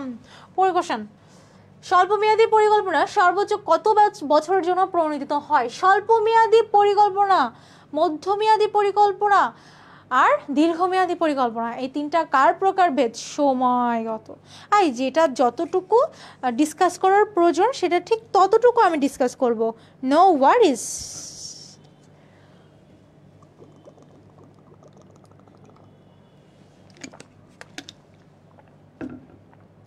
43 নম্বরে আছে, 43 নম্বর অ্যান্সার করেন, 43 নম্বর অ্যান্সার করেন। স্বল্পমেয়াদী পরিকল্পনা সাধারণত 1 বছর পর্যন্ত, আর মধ্যমেয়াদী 1 থেকে 5, আর 5 এবং 5-এর বেশি হলে দীর্ঘমেয়াদী। অনেকের অ্যান্সার হয়েছে, পারফেক্ট, আপনারা তো সুন্দর, ভালো, লক্ষ্মী বাচ্চা। কোন বিশেষ লক্ষ্য অর্জনের জন্য যে বড় ধরনের পরিকল্পনা গৃহীত হয় তাকে কি বলে? একটা বিশেষ লক্ষ্য অর্জনের জন্য বড় ধরনের যখন কোনো পরিকল্পনা করা হয় তখন তাকে কি বলবে? তখন সেটা হয়ে যাবে একটা কর্মসূচি। রাইট, কে অ্যান্সার করতেছে দেখি? আলহামদুলিল্লাহ, ভালো হচ্ছে। আবির হাসান অ্যান্সার হয়েছে, আরিফুল ইসলাম অ্যান্সার হয়েছে। আমি তো বাংলাদেশে হয় নাই, কে জানি কমেন্টটা করছে, রনি, আমি তো বাংলাদেশে হই নাই, আমি তো বিদেশ থেকে আমদানি, যেটা বাইরে থেকে আনা হয় সেটা আমদানি, আর যেটা বাংলাদেশ থেকে দেশের বাইরে পাঠানো হয় সেটা রপ্তানি, ঠিক আছে? ওকে, প্রকল্প নিচের কোন ধরনের পরিকল্পনার মধ্যে পড়ে? এই যে প্রকল্পটা কিসের মধ্যে পড়বে? প্রকল্প কিসের মধ্যে পড়ে? প্রকল্প কি আপনার একাত্মক, নাকি প্রকল্প স্থায়ী, নাকি প্রকল্প কোনটা? এই দুইটা থেকেই বলেন। প্রকল্প কি? প্রকল্প অবশ্যই কি? ইয়েস, হিজাবি কুইন, প্রকল্প অবশ্যই একাত্মক, কারণ স্থায়ী কি? রীতিনীতি, প্রক্রিয়া, পদ্ধতি। প্রকল্প আমাদের একাত্মক, ঠিক আছে? আচ্ছা, নিচের কোনটির মাধ্যমে পরিকল্পনা সংশোধন করা হয়? দেখবেন নিয়ন্ত্রণে গিয়ে কিন্তু আমার পরিকল্পনা অনুযায়ী কাজগুলো হচ্ছে কিনা সেটা দেখা হয়, যাচাই বাছাই করা হয় এবং প্রয়োজনে সংশোধন করা হয়। এই জন্য অ্যান্সার কি হবে? নিয়ন্ত্রণ। পরের কোশ্চেন, চলেন, আমরা আর বেশিক্ষণ লাগবে না আমাদের ক্লাসটা, হোপফুলি। কোন বৈশিষ্ট্য অনুযায়ী পরিকল্পনা পরিবর্তিত পরিস্থিতির সাথে সামঞ্জস্য বিধান করে? কোন একটা বৈশিষ্ট্য আছে, এটা না একদম খুবই খুবই সহজ, ভালো করে দেখেন। একটা বৈশিষ্ট্যর জন্য পরিকল্পনা পরিবর্তিত পরিবেশের সাথে সামঞ্জস্য, মানে পরিবর্তিত পরিস্থিতির সাথে মানিয়ে নিতে পারে, ফ্লেক্সিবিলিটি। এটার বাংলা কি? বাংলা হইতেছে নমনীয়তা। মানে আমি আমার পরিকল্পনাটা পরিবর্তন করতে পারবো সময়ের সাথে সাথে, তাকে কি বলবে? নমনীয়, স্ট্রিক্ট না। ওকে, পরের কোশ্চেন 48 নম্বর। পরিকল্পনা কিসের মাধ্যমে ঝুঁকি ও অনিশ্চয়তা দূর করে? কিসের মাধ্যমে ঝুঁকি ও অনিশ্চয়তা দূর করবে? ঝুঁকি অনিশ্চয়তা কিসের মাধ্যমে দূর করে? ঝুঁকি অনিশ্চয়তা তখনই দূর করা সম্ভব যখন আগে থেকে আমার ঝুঁকি আর অনিশ্চয়তাগুলো আমি অনুমান করতে পারি। তো আগে থেকে অনুমান করাকে কি বলে? পূর্বানুমান। আগে থেকে অনুমানকে পূর্বানুমান বলে। এই 100% শিওর, ড্যাম শিওর সি হবে। ইয়েস, আপনার হয়েছে। আপনারা এত শিওর কেমনে? এত ভালো ভালো মানে পড়াশোনা করছেন আপনারা। কার্যভিত্তিক সংগঠন চালু করে কে? কার্যভিত্তিক সংগঠন কে চালু করে? কার্যভিত্তিক সংগঠনের সাথে ডেল ওডেনের নাম জড়িত। কার্যভিত্তিক সংগঠনের সাথে কার নাম জড়িত? ডেল ওডের। পরে কোশ্চেন, উৎপাদনশীল প্রতিষ্ঠানে কোন ধরনের সংগঠন উপযোগী? একটা প্রতিষ্ঠান ধরেন উৎপাদনশীল, সেই উৎপাদনশীল প্রতিষ্ঠানের জন্য কোন সংগঠনটা উপযোগী? উৎপাদনশীল মানে কি? সেইখানে আমার কাজগুলো ভাগ করে দেওয়া দরকার। কার্যভিত্তিক, এটা কি পারছেন কেউ? 50 নম্বরে আছি আমরা। উৎপাদনশীল প্রতিষ্ঠানে কোন ধরনের সংগঠন উপযোগী? যেই প্রতিষ্ঠানটা উৎপাদনশীল সেই প্রতিষ্ঠানে আমাদের কার্যভিত্তিক সংগঠন বেশি উপযোগী হয়। পরের কোশ্চেন, কোনো কাঠামোকে চিত্রের মাধ্যমে নির্দেশ করা হলে তাকে কি বলে? কোনো কাঠামোকে ধরেন আমি চিত্রের মাধ্যমে যদি করি, চিত্রের মাধ্যমে যখন আমি দেখাবো, চিত্রের মাধ্যমে কোনো কিছু করলে সেটা কি হবে? চার্ট হবে। সেটা একটা চার্ট হবে, সংগঠন চার্ট। আপনাদের কিন্তু অ্যান্সার করার সময় দিচ্ছি স্যার আর ম্যাম, আপনারা কিন্তু অ্যান্সার করলে বেটার। 52 নম্বর দেখেন, বিশেষজ্ঞ কর্মী নির্ভর সংগঠনকে কোন ধরনের সংগঠন বলা হয়? বিশেষজ্ঞ কর্মী নির্ভর সংগঠন কি নির্ভর? কর্মী নির্ভর। কে অ্যান্সার করতেছে? কর্মী নির্ভর সংগঠন। কর্মী নির্ভর সংগঠনকে কার্যভিত্তিক সংগঠন বলে। এটা খুবই মানে অপশন দেখেও অ্যাজিউম করা খুবই সহজ। এরপরে দেখি যে সংগঠন কাঠামোতে কর্তৃত্ব ওপর থেকে নিচের দিকে, ধরেন এই যে এখানে উচ্চ পর্যায়ের ব্যবস্থাপক, এখানে মধ্য পর্যায়ের ব্যবস্থাপক, আর এখানে হইতেছে নিম্ন পর্যায়ের ব্যবস্থাপক। মানে উপর থেকে যেখানে নিচের দিকে আসতেছে সরল রেখা আকারে, সরল রেখা আকারে ওপর থেকে নিচের দিকে আসতেছে, তাকে কোন ধরনের সংগঠন বলে?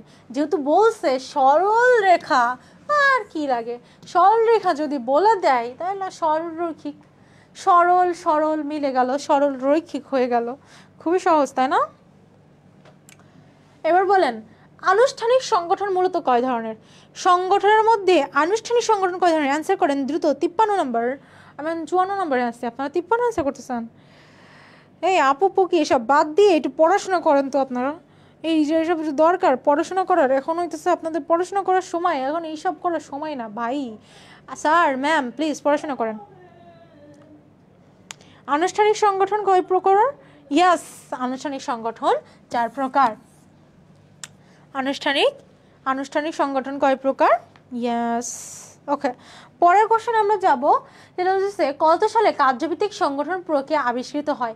এটা আসলে বোঝানোর বা মুখস্থ করতে হবে, বোঝানোর তেমন কিছু নাই। তবে কার্যভিত্তিক সংগঠন প্রক্রিয়া আবিষ্কৃত হয় 1880 সালে। খুবই সহজ মনে রাখা, 1880 সালে কার্যভিত্তিক সংগঠন কাঠামো হয়েছিল। পরের কোশ্চেনে যাব, এটা হচ্ছে 56 নম্বর কোশ্চেন। পিরামিড আকৃতির সংগঠনের প্রবক্তাকে? পিরামিড আকৃতির একটা সংগঠন আছে, সেই সংগঠনের প্রবক্তাকে। পিরামিড নাম যখন দেখবেন এর সাথে নিয়ে যাবেন কুঞ্জ অ্যান্ড আইরিক। পিরামিড দেখবেন সাথে সাথে কোথায় যাবেন? কুঞ্জ অ্যান্ড আইরিকে যাবেন। ঠিক আছে, কুঞ্জন আইরিকে যাবেন। কি লিখছে তোমার? হ্যাঁ, পরের কোশ্চেন, কার্যভিত্তিক সংগঠনকে কার্যভিত্তিক ফোরম্যানশিপ বলে কে আখ্যা দেয়? ফোরম্যানশিপ কে বলছে? ফোরম্যানশিপ বলছে এফডব্লিউ টেইলর। কেন বলছে? কারণ কার্যভিত্তিক, দেখেন এইটি এফডব্লিউ টেইলর কি কি করছিল? বৈজ্ঞানিক ব্যবস্থাপনার জনক ছিল। তো বৈজ্ঞানিক ব্যবস্থাপনার জনক ও কি করছে? কার্যভিত্তিক ফোরম্যানশিপের নাম দেয়। তো এই কোশ্চেনটা অনেক গুরুত্বপূর্ণ, এটা চলে আসতে পারে এক্সামে, দেখাম। আর আমি যে যে ব্যবস্থাপনার যে ব্যবস্থাপকদের নাম বলতেছি, এই ব্যবস্থাপকরা আসলে অনেক বেশি গুরুত্বপূর্ণ, ঠিক আছে? এই ঘুরে ফিরে Henri Fayol, FW Taylor, Robert Owen, তারপরে উচি, তারপরে হইতেছে এই যে যেগুলো এখন ডিসকাস করতেছে, এগুলো অনেক বেশি গুরুত্বপূর্ণ। ইয়াস, আপনাদের কমেন্টও দেখতেছি, সব কিছু চোখের মধ্যে দিয়ে দেখতেছি, কোনো সমস্যা না। সংগঠন সম্পর্কে কার দেওয়া নীতিমালা সর্বাধিক গ্রহণযোগ্য? সংগঠন সম্পর্কে এখানে কিন্তু বলে নাই, উল্লেখ করে দিছে। এখানে হেনরি ফিয়ল কেউ আগে দিয়েন না, আপনি কিন্তু আগে দেখেন সংগঠন সম্পর্কে কে সব থেকে বেশি দিছে। সংগঠন সম্পর্কে কার দেওয়া নীতিমালা সর্বাধিক? শুধুমাত্র সংগঠন সম্পর্কে নীতিমালা দিছিল উইকবার্জ অ্যান্ড ডরউইক, ঠিক আছে? সংগঠন সম্পর্কে নীতিমালা বেশি কার? তার। সংগঠন ব্যবস্থাপনার প্রক্রিয়ার কত? পরিকল্পনার পরের কাজ সংগঠন, তার মানে কি? দ্বিতীয়। পরিকল্পনা প্রথম আর সংগঠন দ্বিতীয়। এই কোশ্চেন না থাকলে আবার কোশ্চেন হবে না, এই জন্য আপনাদের কোশ্চেন তো রাখতে হবে। নির্বাহের দায়িত্বে বিশেষজ্ঞ কর্মী থাকলে তাকে কোন সংগঠন বলবে? নির্বাহের দায়িত্বে আমি একজন কর্মীকে বসাই দিলাম, ধরেন আমার সিইওর জায়গায় আমার সিইওর দরকার নাই, আমি একটা কর্মীকে রেখে দিলাম। সেই কর্মী তাহলে কি হবে? সেটা হবে যখন আমি যে কোনো জায়গায় যদি আমি কর্মীদেরকে অগ্রাধিকার দেই, সেটা সব সময় কার্যভিত্তিক হবে। সেটা সব সময় কি হবে? কার্যভিত্তিকের সাথে আমার কর্মীর অগ্রাধিকারের বিষয়টা অনেক ওতপ্রোতভাবে জড়িত। এবার কমেন্ট করেন, 61 নাম্বার অ্যান্সার করবেন আপনারা।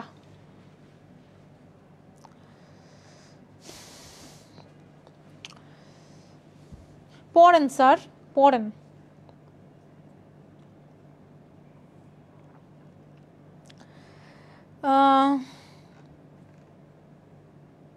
হ্যাঁ, আমি পৌরনীতি পারি না। পৌরনীতি ক্লাস আমি কেন নিব? পৌরনীতির ক্লাস নেওয়ার জন্য আমাদের জিকে কুইন আপু আছে। তো আমি পৌরনীতি পারি না। আমার পুরো ব্যাকগ্রাউন্ড ছিল হইতেছে কমার্স। হ্যাঁ, কমার্সের যতগুলো সাবজেক্ট আমি ইনফ্যাক্ট এখনও আমার এসএসসিতে কমার্স ছিল, এইচএসসিতে কমার্স ছিল, অ্যান্ড বিবিএ করতেছি তো ম্যানেজমেন্ট ইনফরমেশন সিস্টেমস নিয়ে, যেটা একটু ছোটোখাটো ইঞ্জিনিয়ারও বলা যায়। হ্যাঁ, ছোটোখাটো ইঞ্জিনিয়ারিং একটা সাবজেক্ট, যেখানে আমরা মানে প্রোগ্রামিং করি, অনেক কিছু শিখতে হয়। যেই হোক, আপনারা একটু বড় হইলে তখন বুঝবেন। এখন এই কোশ্চেনটার আপাতত অ্যান্সার দেন। এই কোশ্চেনটাকে এই যে অনেকে অ্যান্সার দিয়ে ফেলছে, কিন্তু অনেকের মধ্যে অনেকের অ্যান্সার হয় নাই। এই যে সোহেল তানভীরের অ্যান্সারটা হয়েছে, তারপরে প্রিয়া দত্ত আপনার অ্যান্সারটা হয়েছে, কলি আপনার অ্যান্সারটা আপাতত কিছু ভুল হয়ে গেছে। একটু দেখেন, কোন সংগঠন কাঠামোতে সরলরৈখিক নির্বাহীকে সহযোগিতা করার জন্য উপদেষ্টা কর্মী কাজ করে? যখন আমার সরলরৈখিক নির্বাহীকে সহযোগিতা করার কথা বলছে এবং উপদেষ্টা নিয়ে আসছে, উপদেষ্টা কর্মী, সরলরৈখিক সংগঠনকে কি করছে? সহযোগিতা করার জন্য উপদেষ্টা কর্মী নিয়ে আসছে, সেটা হইতেছে সরলরৈখিক ও পদস্থ কর্মী। সরলরৈখিক ও পদস্থ কর্মী। ফোকাসিং পয়েন্ট আমি বলে দিছি কোনটা ফোকাসিং জায়গা। সিকিউ ক্লাস তো আপনাদের নেওয়া হয়েছে, আমি নেই না, আমি শুধু এমসিকিউ ক্লাস নিচ্ছি। সিকিউ ক্লাস মেবি আপনাদের কোনো একটা স্যার নিয়েছেন, আমাদের মুশফিক ভাই, উনি নিয়েছেন। ওই ক্লাসটা আপনি arts and commerce Pathsala Facebook পেজে পেয়ে যাবেন, অ্যান্ড হয়তো ইউটিউব চ্যানেলেও পেয়ে যাবেন। প্রাচীন ও সহজ ধরনের সংগঠন কাঠামো কোনটা? সব থেকে প্রাচীন সংগঠন কাঠামো কোনটা জানেন আপনারা? প্রাচীন, সব থেকে প্রাচীন, সবার আগে কি ছিল? সরলরৈখিক ছিল। সবার আগে এসেছিল আমাদের সরলরৈখিক ভাই। তারপরে কি এসেছিল দেখি? তারপরে এসেছিল কোন ধরনের সংগঠনের সর্বোচ্চ শৃঙ্খলা প্রতিষ্ঠা করা যায়? এই যে সামরিক বাহিনী। হ্যাঁ, ডিফেন্সে কোন ধরনের সংগঠন কাঠামো আছে বলেন তো? সরলরৈখিক আছে। ট্র্যাডিশনাল কোনটা? এই যে সামরিক বাহিনীতে কিন্তু ইয়েস আপু পিডিএফ কেমনে পাবো? পিডিএফ পাইতে গেলে আপনার লাইভ ক্লাসটা শেয়ার করতে হবে। শেয়ার করে আপনি আপনার arts and commerce Pathsala Facebook পেজে টেক্সট করে দিলে আপনাকে তারা দিয়ে দেবে, অথবা আমাদের অ্যালগোরিদমটা এইভাবে সেট করা আছে, আপনি যদি সেভ করে আমার ক্লাসটা শেষ হওয়ার 10 মিনিট পরে এই ক্লাসে আসেন আর দেখবেন আমাদের ক্যাপশনে অনেক সময় ড্রাইভ লিঙ্কটা দেওয়া থাকে, আর আমাদের অ্যালগোরিদমে সেট করা আছে। হ্যাঁ, এটা একটা সিক্রেট বলে দিলাম। আর এটা আমাদের সোশ্যাল মিডিয়া ম্যানেজার আপনাদেরকে ইনবক্সে দিয়ে দিবে। এই রকি চা। আচ্ছা, এটা তো আপনারা পারলেন। এবার আসেন, নিচের কোনটি সরলরৈখিক সংগঠনের অসুবিধা? সরলরৈখিক সংগঠনের অসুবিধা কোনটা? কোনটা সরলরৈখিক সংগঠনের অসুবিধা কোনটা? বলেন বলেন কোনটা অসুবিধা? কারণ সরলরৈখিক সংগঠনে বিশেষায়ন করা যায় না। সরলরৈখিক সংগঠনে বিশেষায়নের অসুবিধা আছে। সহজ নিয়ন্ত্রণ, দ্রুত সিদ্ধান্ত গ্রহণ, এগুলো তো সব সুবিধা বলছে। কোনটা অসুবিধা সেটা জানতে চাইছি, সেটা হচ্ছে বিশেষায়নের অভাব। সংগঠন কাঠামো ব্যবস্থাপনায় কি নির্দেশ করে? এই যে সংগঠন কাঠামো, এই সংগঠন কাঠামো দিয়ে ব্যবস্থাপনায় কি নির্দেশ করে সেটা জানতে চাইছে। এটা অ্যান্সার করেন। আমি আবারও বলে দিচ্ছি, এটা management second paper top 100 MCQ, খুব খুব গুরুত্বপূর্ণ। আপনি এই ক্লাসের পিডিএফটা পাইতে হইলে arts and commerce Pathsala Facebook পেজে মেসেজ করতে হবে। তবে তার আগে ছোট্ট একটা কাজ করতে হবে, সেটা আপনাকে শেয়ার করে দিতে হবে। শেয়ার না করলে পিডিএফটা আপনি নাও পেতে পারেন, কারণ ইদানিং আমাদের পেজে অনেক মেসেজ আসে, এই জন্য যারা শেয়ার করে তাদের মেসেজগুলো টপ মোস্টে থাকে। ঠিক আছে, এটার অ্যান্সার কি হবে? আপনারা অ্যান্সারও করেন, হ্যাঁ আপনারা অ্যান্সারও করেন, শুধুমাত্র বইসা থাকেন না স্যার। সংগঠন কাঠামোতে ব্যবস্থাপনা কি নির্দেশ করে? সংগঠন কাঠামো দিয়ে ব্যবস্থাপনা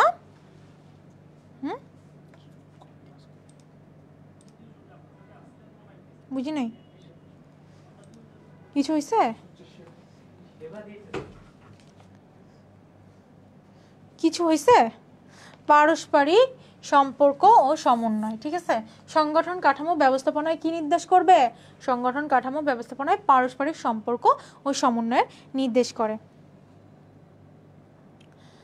হ্যাঁ, চশমা থাকলে ভালো হয়, কারণ চশমা থাকলে এই যে চোখের রিফ্লেকশনটা পড়ে না, এখানে অনেক লাইট তো চোখে মনে হয় একটু রিফ্লেক্ট করে আপনাদের।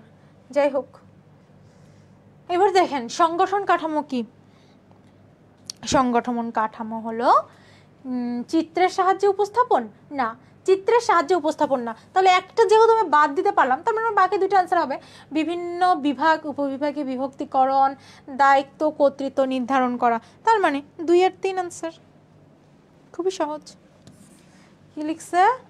পৌরনীতি ক্লাস হবে, হ্যাঁ পৌরনীতি ক্লাসের সেট আপ চলতেছে। ওকে, প্রতিষ্ঠানে শৃঙ্খলা প্রতিষ্ঠা করতে কর্মীদের কর্ম বন্টন করা উচিত। কর্মী বন্টন করা উচিত কি হিসেবে বন্টন করা উচিত? যোগ্যতার ভিত্তিতে, হ্যাঁ যোগ্যতার ভিত্তিতে, দক্ষতার ভিত্তিতে করা উচিত। গতিশীলতার ভিত্তিতে কি করা উচিত কি করা উচিত না? গতিশীলতার ভিত্তিতে করা উচিত না। তার মানে 1 আর 2 অ্যান্সার হবে। ঠিক আছে, আচ্ছা 68 নাম্বার, যে পদ্ধতিতে প্রতিষ্ঠানের শূন্য পদ পূরণের পদক্ষেপ গ্রহণ করা হয় তাকে কি বলে? শূন্য পদ পূরণের। এটা আমরা কিন্তু চলে আসছি কর্মী সংস্থান চ্যাপ্টারে।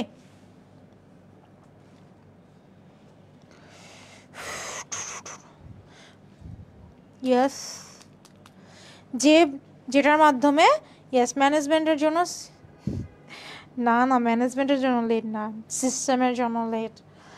ওকে, তাহলে কি? কর্মী সংগ্রহ, যে পদ্ধতিতে প্রতিষ্ঠানের শূন্য পদ, এখানে কিন্তু বলছে প্রতিষ্ঠানের শূন্য পদ পূরণের পদক্ষেপ গ্রহণ করব, সেটা হচ্ছে আমাদের কর্মী সংগ্রহ।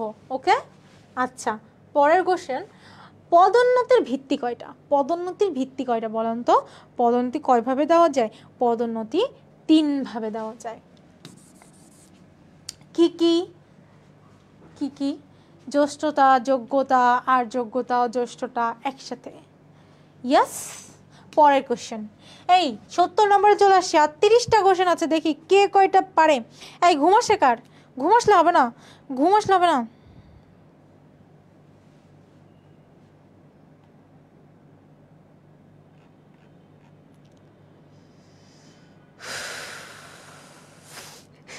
আমি অনেক কমেন্ট দেখতেছি না, আমার চোখে আসতেছে না।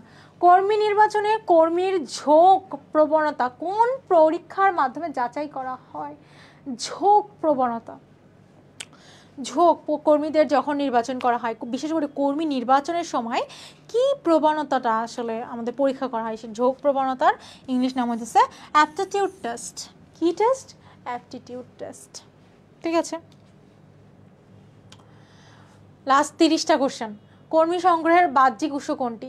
কর্মী সংগ্রহের বাহ্যিক উৎস, অভ্যন্তরীণ উৎস চাই নাই, বাহ্যিক উৎস কোনটা? পদোন্নতি, পদোন্নতি হচ্ছে ভেতরের, নিয়োজিত কর্মীদের সুপারিশ ভেতরের, বিশ্বস্ত ভেতরের, শ্রমিক সংঘের সুপারিশ, কোনটা বলেন তো? বাহ্যিক কোনটা, বাইরের কোনটা? বাইরের হইতেছে বিশ্বস্ত সূত্র। কেন দেখেন, শ্রমিক সংঘ আমার যারা অলরেডি আমার শ্রমিক তাদের সুপারিশ, নিয়োজিত যারা কর্মী তাদের সুপারিশ, পদোন্নতি আমার প্রতিষ্ঠানের একজনের পদোন্নতি দিলাম, তার মানে তো এটা বাইরে থেকে নিয়ে আসলাম না। বিশ্বস্ত সূত্র মানে আমি বাইরের থেকে নিয়ে আসলাম, বিশ্বস্ত সূত্র। 72 নম্বর, প্রতিষ্ঠানের চাকরির জন্য আবেদন করতে উৎসাহিত করাকে কি বলে? চাকরির জন্য ধরেন আমি আমার বন্দি পাঠশালায় কিছু মানুষজন দরকার, তো এটা আমি বিজ্ঞাপন দিয়ে উৎসাহিত করে কি করতেছি? কর্মী সংগ্রহ করতেছে। উৎসাহিত করাকে কি বলবে? কর্মী সংগ্রহ বলবে। এই লাস্ট কোশ্চেনগুলো বেশ গুরুত্বপূর্ণ, খুব ভালো করে খেয়াল করেন, আমরা 2x-এ চলে যাব কিন্তু। হ্যাঁ, আচ্ছা, কর্মী সংস্থান প্রক্রিয়ার ক্রম একটা দেখেন। কর্মী সংস্থানের মধ্যে শুধু কর্মী সংস্থান মানে কর্মী নির্বাচন করলাম তার মানে হয়ে গেল না, কর্মী সংগ্রহ করতে হয়, তারপর অনেক কিছু করতে হয়, এটার একটা প্রক্রিয়া। সেই প্রক্রিয়াটা কোনটা? প্রথমে সংগ্রহ করতে হয়, হ্যাঁ আমরা জানি, তার মানে এই দুইটা হবে না। ওকে, প্রথমে সংগ্রহ করলাম, তারপর নির্বাচন করলাম, ঠিক আছে, নির্বাচন করলাম, তারপর কি করলাম? আগে নিয়োগ করব না আগে উন্নয়ন করব? আগে হইতেছে নিয়োগ করে তারপরে তো উন্নয়ন করব। উন্নয়ন করে তারপরে নিয়োগ কিভাবে হবে? আমার নিয়োগ করার পরে তো ট্রেনিং দিব, আমার প্রশিক্ষণ। উন্নয়ন বলতে প্রশিক্ষণ, উন্নয়ন বলতে কি? উন্নয়ন বলতে প্রশিক্ষণ। তো আমি কর্মী সংগ্রহ করব, কর্মী নির্বাচন করব, কর্মী নিয়োগ করব, পরীক্ষা নিরীক্ষা করে যাচাই বাছাই করে, তারপরে তো আমি প্রশিক্ষণ দিব, তাই না? তো অ্যান্সার কোনটা হবে? এটা একটা কর্মী সংস্থানের প্রক্রিয়া। এই 74 নম্বরে আসি আমরা। প্রতিষ্ঠানে শূন্যপদ পূরণের প্রথম পদক্ষেপ কি বলে? এই যে যে 4টা পদ আপনারা দেখলেন, এই 4টার মধ্যে প্রথমটা কি ছিল? সংগ্রহ ছিল, কর্মী সংগ্রহ ছিল প্রথমটা। ঠিক আছে, এবার দেখেন জ্যেষ্ঠতা একটা কি? জ্যেষ্ঠতা কিসের পদ্ধতি? জ্যেষ্ঠতার ভিত্তিতে কি? জ্যেষ্ঠতা একটা পদোন্নতির পদ্ধতি। খুবই সহজ না? এই কোশ্চেনগুলোই আপনাদের এক্সামে আসবে, দেখেন। 76 নম্বরটা একটু আনসার করার ট্রাই করেন। করণীয় কাজের প্রতি আগ্রহ যাচাই করা যায় কোন প্রক্রিয়ার মাধ্যমে? করণীয় কাজের মাধ্যমে আমি আগ্রহটা কিভাবে যাচাই বাছাই করব? আমার কর্মীরা যে আগ্রহী কিনা এটা আমি কিভাবে যাচাই বাছাই করব? এটা অবশ্যই তার মেন্টাল অ্যাবিলিটি টেস্ট করব, সে যে কাজের প্রতি আগ্রহ দেখাচ্ছে কিনা তার মনস্তাত্ত্বিক বা মেন্টাল অ্যাবিলিটি পরীক্ষা নিরীক্ষা করব। ঠিক আছে, আমি রনির এগুলো দেখে হাসি লাগছে। যাই হোক, কোন প্রশিক্ষণ পদ্ধতিতে কোনো প্রশিক্ষক থাকে না? একটা প্রশিক্ষণ পদ্ধতি আছে যেখানে কোনো প্রশিক্ষক থাকে না কিন্তু প্রশিক্ষণটা চলে, সেটা প্রশিক্ষণটা চলে, সেটা কি বলেন তো? সেটা আপনি প্রশিক্ষককে দেখতে পারবেন না, ধরতে পারবেন না, ছুঁইতে পারবেন না, সেটা কি? অনুভূতি প্রবণ। কোন প্রশিক্ষণ পদ্ধতিতে কোনো প্রশিক্ষক থাকবে না? অনুভূতি প্রবণে থাকবে না। ঔষধ উৎপাদনকারী প্রতিষ্ঠানের উৎপাদন বিভাগের একজন নতুন কর্মীর জন্য কোন প্রশিক্ষণ পদ্ধতি অধিক কার্যকর? ধরেন একজন ঔষধ যে আগে কখনো ওষুধ বিক্রি করে নাই, সে হইতেছে ঔষধ, তাকে নতুন নিয়োগ করা হয়েছে, সে তার জন্য কোন প্রশিক্ষণ পদ্ধতি উপযোগী হবে?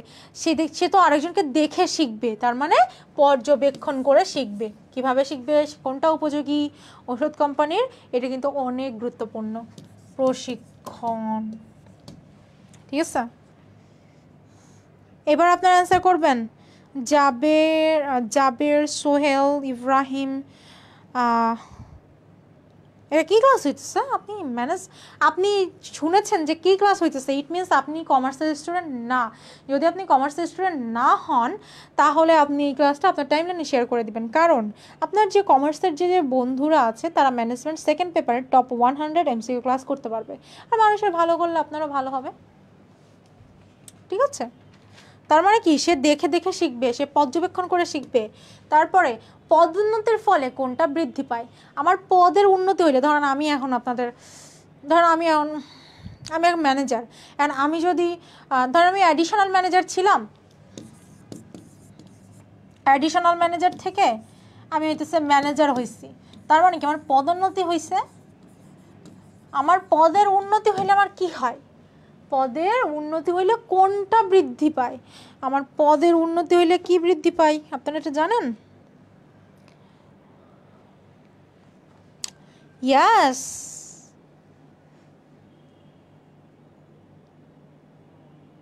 আলিফ তুমি তো কিছু করো না, তুমি কি লিখছো কেন?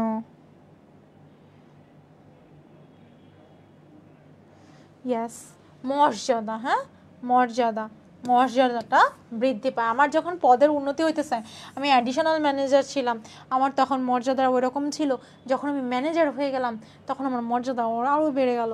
তাহলে আমার পদের উন্নতির সাথে সাথে মর্যাদাটা বাড়ে। ঠিক আছে, প্রশিক্ষণের মাধ্যমে লাস্ট 20টা কোশ্চেন, খুব খুব খুব গুরুত্বপূর্ণের সাথে দেখতে হবে, খুব গুরুত্বপূর্ণ।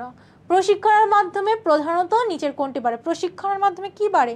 এই যে ধরেন সবাই কিন্তু টিচার হইতে পারবে না, অনেক পড়াইতে পড়াইতে তারপর টিচার হইতে পারবে, রাইট?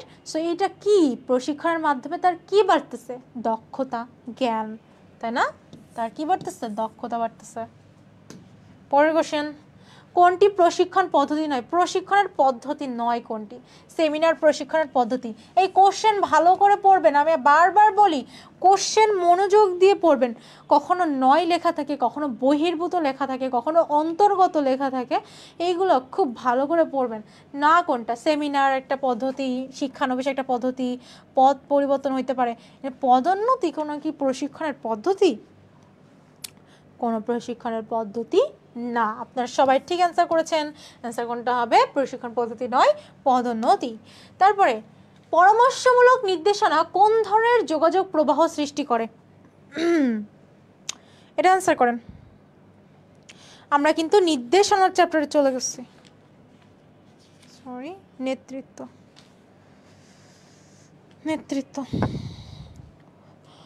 এই 82 নাম্বার, পরামর্শমূলক নির্দেশনা কোন ধরনের যোগাযোগ প্রবাহ সৃষ্টি করে?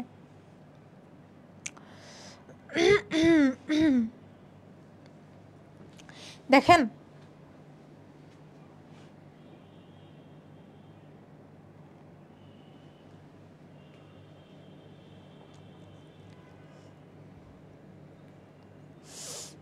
মাপ চাই, এরা কি শুরু করছে? এই আপনারা অ্যান্সার করেন। হে খোদা, আমার তো ফোন দেখি আপনারা টেক্সট দিয়ে আমার ফোন তো করে ফেলতেছেন। এই শুনেন, আপনারা না আমাকে SMS দিয়েন না, আপনারা PDF এর জন্য আমাকে টেক্সট দিলে কিন্তু হবে না। PDF এর জন্য আপনাকে arts and commerce Pathsala Facebook পেজে মেসেজ দিতে হবে, তবে তার আগে লাইভ ক্লাসে শেয়ার করে দিতে হবে। PDF এর জন্য আমাকে টেক্সট দিলে আমি PDF দিতে পারবো না। আমার কাছে PDF আছে, আমি PDF বানাইছি, সেটা হইতেছে ফ্রেশ PDF, দাগানো না। হ্যাঁ, দাগানো PDF পাবেন না। আচ্ছা, এখন দেখেন পরামর্শমূলক নির্দেশনা কোন ধরনের যোগাযোগ প্রবাহ সৃষ্টি করে? পরামর্শমূলক নির্দেশনা, দেখেন আমি কিন্তু পরামর্শ করি যে আপনার সাথে আমি যে 1-to-1 কথা বলতেছি, আমি একটা কথা বলতেছি, আপনি সেটার উত্তর দিতে পারছেন, একে অন্যের সাথে পরামর্শ করতেছি, মানে একজন ফিডব্যাক দিচ্ছে আরেকজন ফিডব্যাক নিচ্ছে, তার মানে কি দ্বিমুখী যোগাযোগ ব্যবস্থার মধ্যে, এই জন্য এটা কি হবে? দ্বিমুখী যোগাযোগ প্রবাহ। পারছেন না সবাই? পারার তো কথা। 83 নাম্বার, কর্মীদের ওপর দায়িত্ব দিয়ে যে নেতা নিশ্চিত থাকে, মানে কর্মীরা অনেক ভালোভাবে কাজ করবে এইটা ভেবে মানে নেতা খুবই নিশ্চিন্ত মনে, মানে ঘুম পড়তে পারে। হ্যাঁ,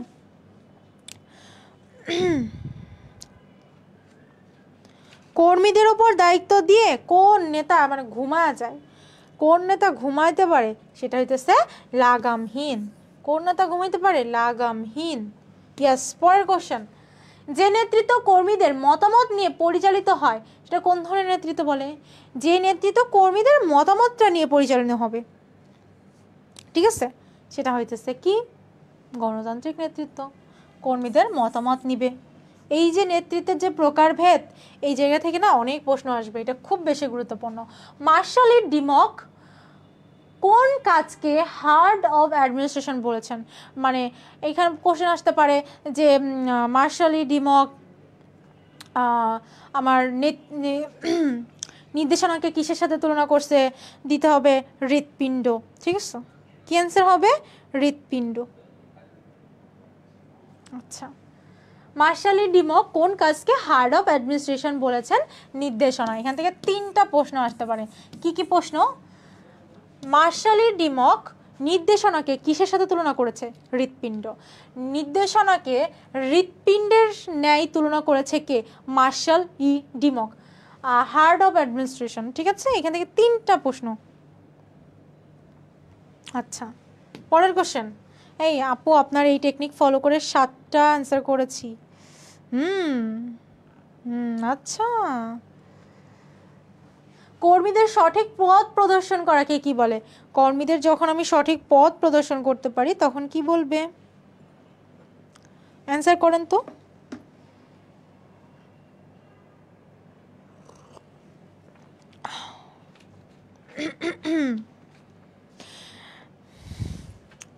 কর্মীদের সঠিকভাবে পথ প্রদর্শন করাকে, আপনাদের না জানে চা খাচ্ছি, কারণ হচ্ছে অনেকক্ষণ পড়াইলে কথা বলতে প্রবলেম হয়, এই জন্য একটু চা খাইতে হয়। ঠিক আছে। কর্মীদের সঠিক পথ প্রদর্শনকে কি বলে? নির্দেশনা বলে। কর্মীদের আমি এই নির্দেশনা দিব যে এইভাবে কাজ করলে ভালো হবে। আপনাদের এখন যেরকম নির্দেশনা দিচ্ছি যে এইভাবে পড়লে ভালো হবে, ওইভাবে পড়লে ভালো হবে, তো নির্দেশনা। নির্দেশনা হলো কোন ধরনের প্রক্রিয়া? নির্দেশনা কি অবিরাম প্রক্রিয়া, ইতিবাচক প্রক্রিয়া, চলমান প্রক্রিয়া, নাকি ভারসাম্য? নির্দেশনা কোন ধরনের প্রক্রিয়া বলেন তো?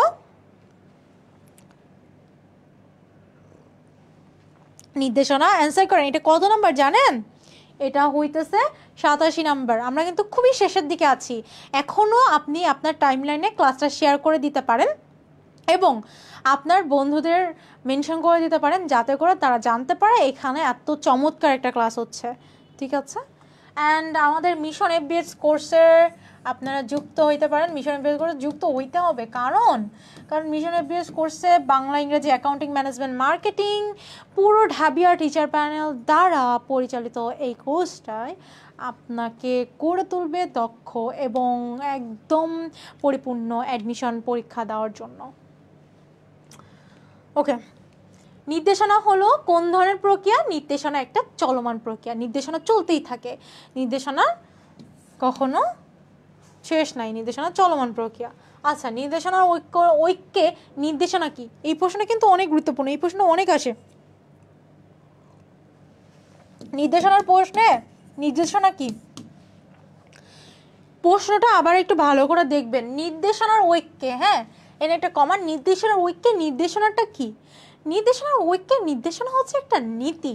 নির্দেশনা কেন একটা নীতি? কারণ নির্দেশনার মাধ্যমে কয়েকটা কাজের ডিরেকশন দেওয়া হয়। কয়েকটা কাজের যেহেতু নির্দেশ বা ডিরেকশন দেওয়া হয়, একটা নীতি অবশ্যই থাকে। তো নির্দেশনার ঐক্যে নির্দেশনা হচ্ছে একটা নীতি, ঠিক আছে?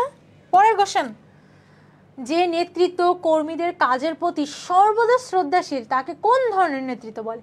মানে কর্মীদের কাজের প্রতি, হ্যাঁ, কর্মীদের কাজের প্রতি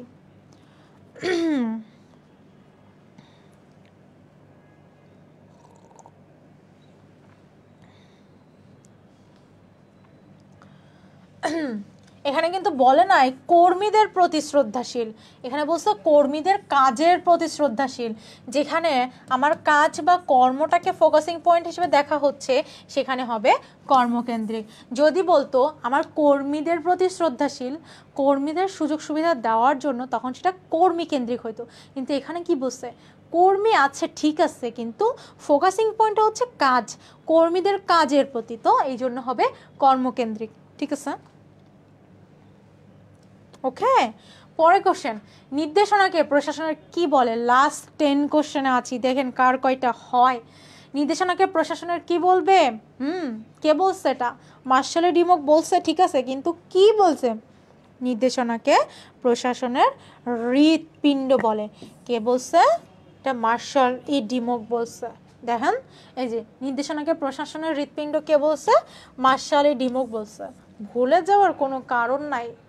92 নম্বর, নিয়ন্ত্রণ নিচের কোন ধরনের কাজ? নিয়ন্ত্রণে আসছি, নিয়ন্ত্রণ থেকে লাস্ট মেবি হতেছে আপনার 8টা কোশ্চেন থাকবে। নিয়ন্ত্রণ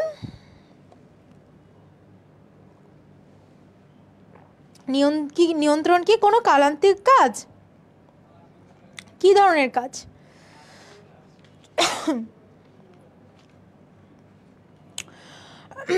নিয়ন্ত্রণ কোন ধরনের কাজ? খুবই অ্যান্সার করেন, এই তো 92 অ্যান্সার করে ফেলছে, পারফেক্ট। নিয়ন্ত্রণ কোন ধরনের কাজ? নিয়ন্ত্রণ হইতেছে কালান্তিক কাজ। ওকে, পরের কোশ্চেন। এখানে বোঝানোর তেমন কোনো কিছু নাই, এই জন্য আমি আম নট টেকিং এন ইনিশিয়েটিভ। ওয়ালাইকুম আসসালাম। 93, নিয়ন্ত্রণের কোন পদক্ষেপটির সাথে পরিকল্পনার সরাসরি সংযুক্ত?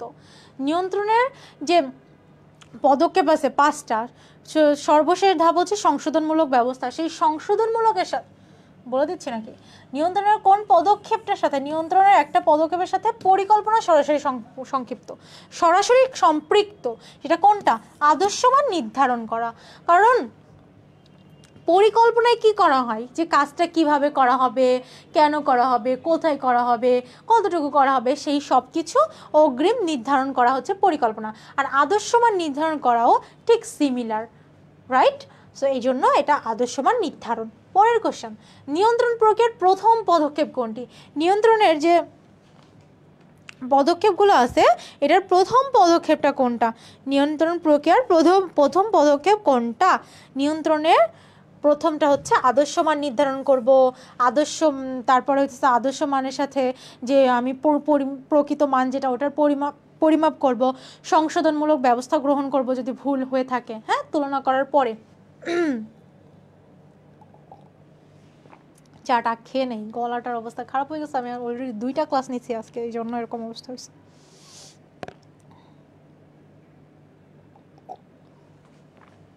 লাস্ট 6টা কোশ্চেন, নিয়ন্ত্রণ প্রক্রিয়ার কয়টি পদক্ষেপ বিদ্যমান আছে? নিয়ন্ত্রণ প্রক্রিয়ার কয়টি পদক্ষেপ আছে?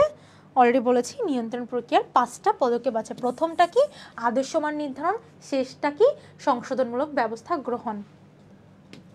ওকে, লাস্ট 5টা কোশ্চেন, পরিকল্পনা মোতাবেক সম্পাদিত কাজ হয়েছে কিনা তা অডিট করার ব্যবস্থাপকীয় কাজকে কি বলে?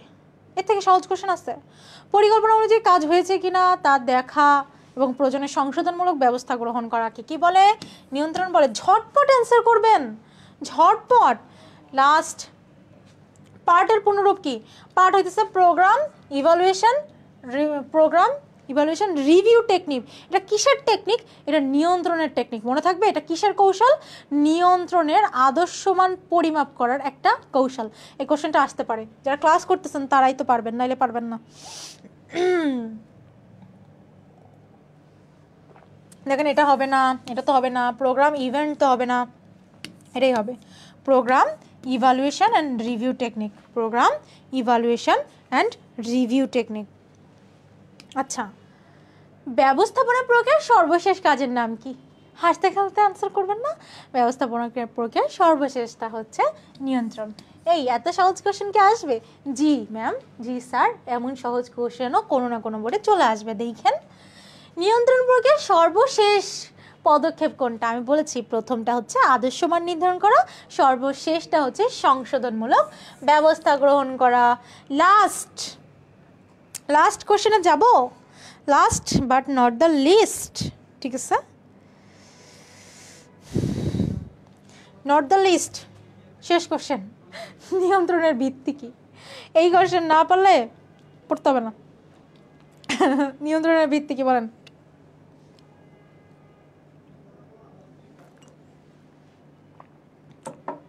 নিয়ন্ত্রণের ভিত্তি কি?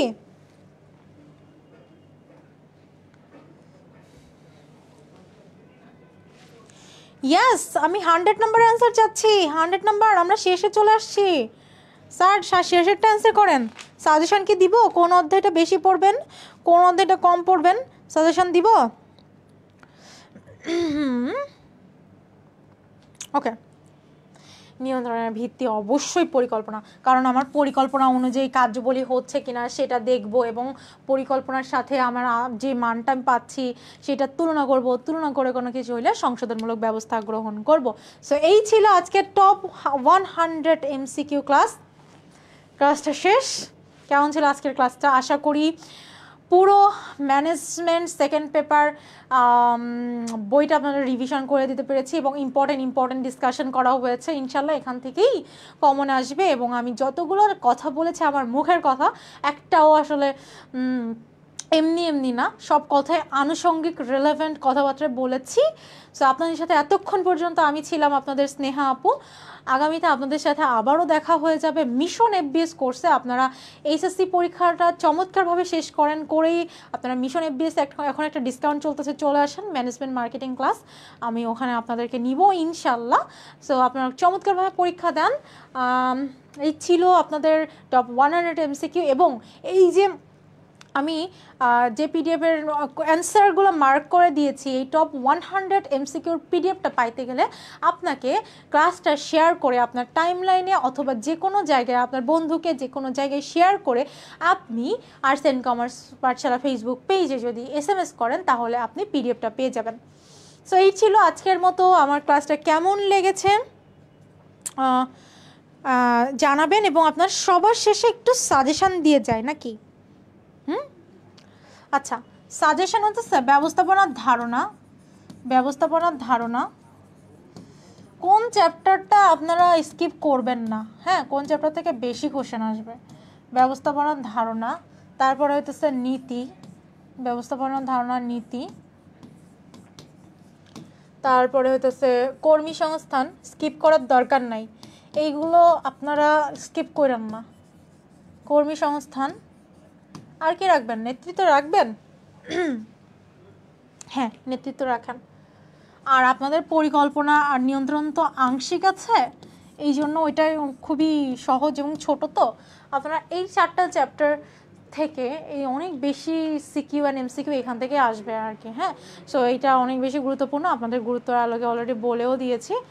সো সাজেশনও দিয়ে দিলাম, MCQও দিয়ে দিলাম, এভরিথিং ওকে। সো সবাই খুব সুন্দরভাবে আপনারা পরীক্ষাগুলো দেন, এবং আমার সাথে নেক্সট আপনাদের ক্লাস হবে ইনশাল্লাহ মিশন FBS-এ। তো আপনাদের সাথে মিশন FBS-এ দেখা হবে, চমৎকারভাবে পরীক্ষা দিয়ে এইচএসসিতে খুব চমৎকার রেজাল্ট করে মিশন FBS-এ চলে আসেন। দেখা হবে, কথা হবে, পড়াশোনা হবে। ভালো থাকেন, সুস্থ থাকেন। আজকের মতো বিদায় নিচ্ছি। আসসালামু আলাইকুম ওয়া রাহমাতুল্লাহি ওয়া বারাকাতুহু।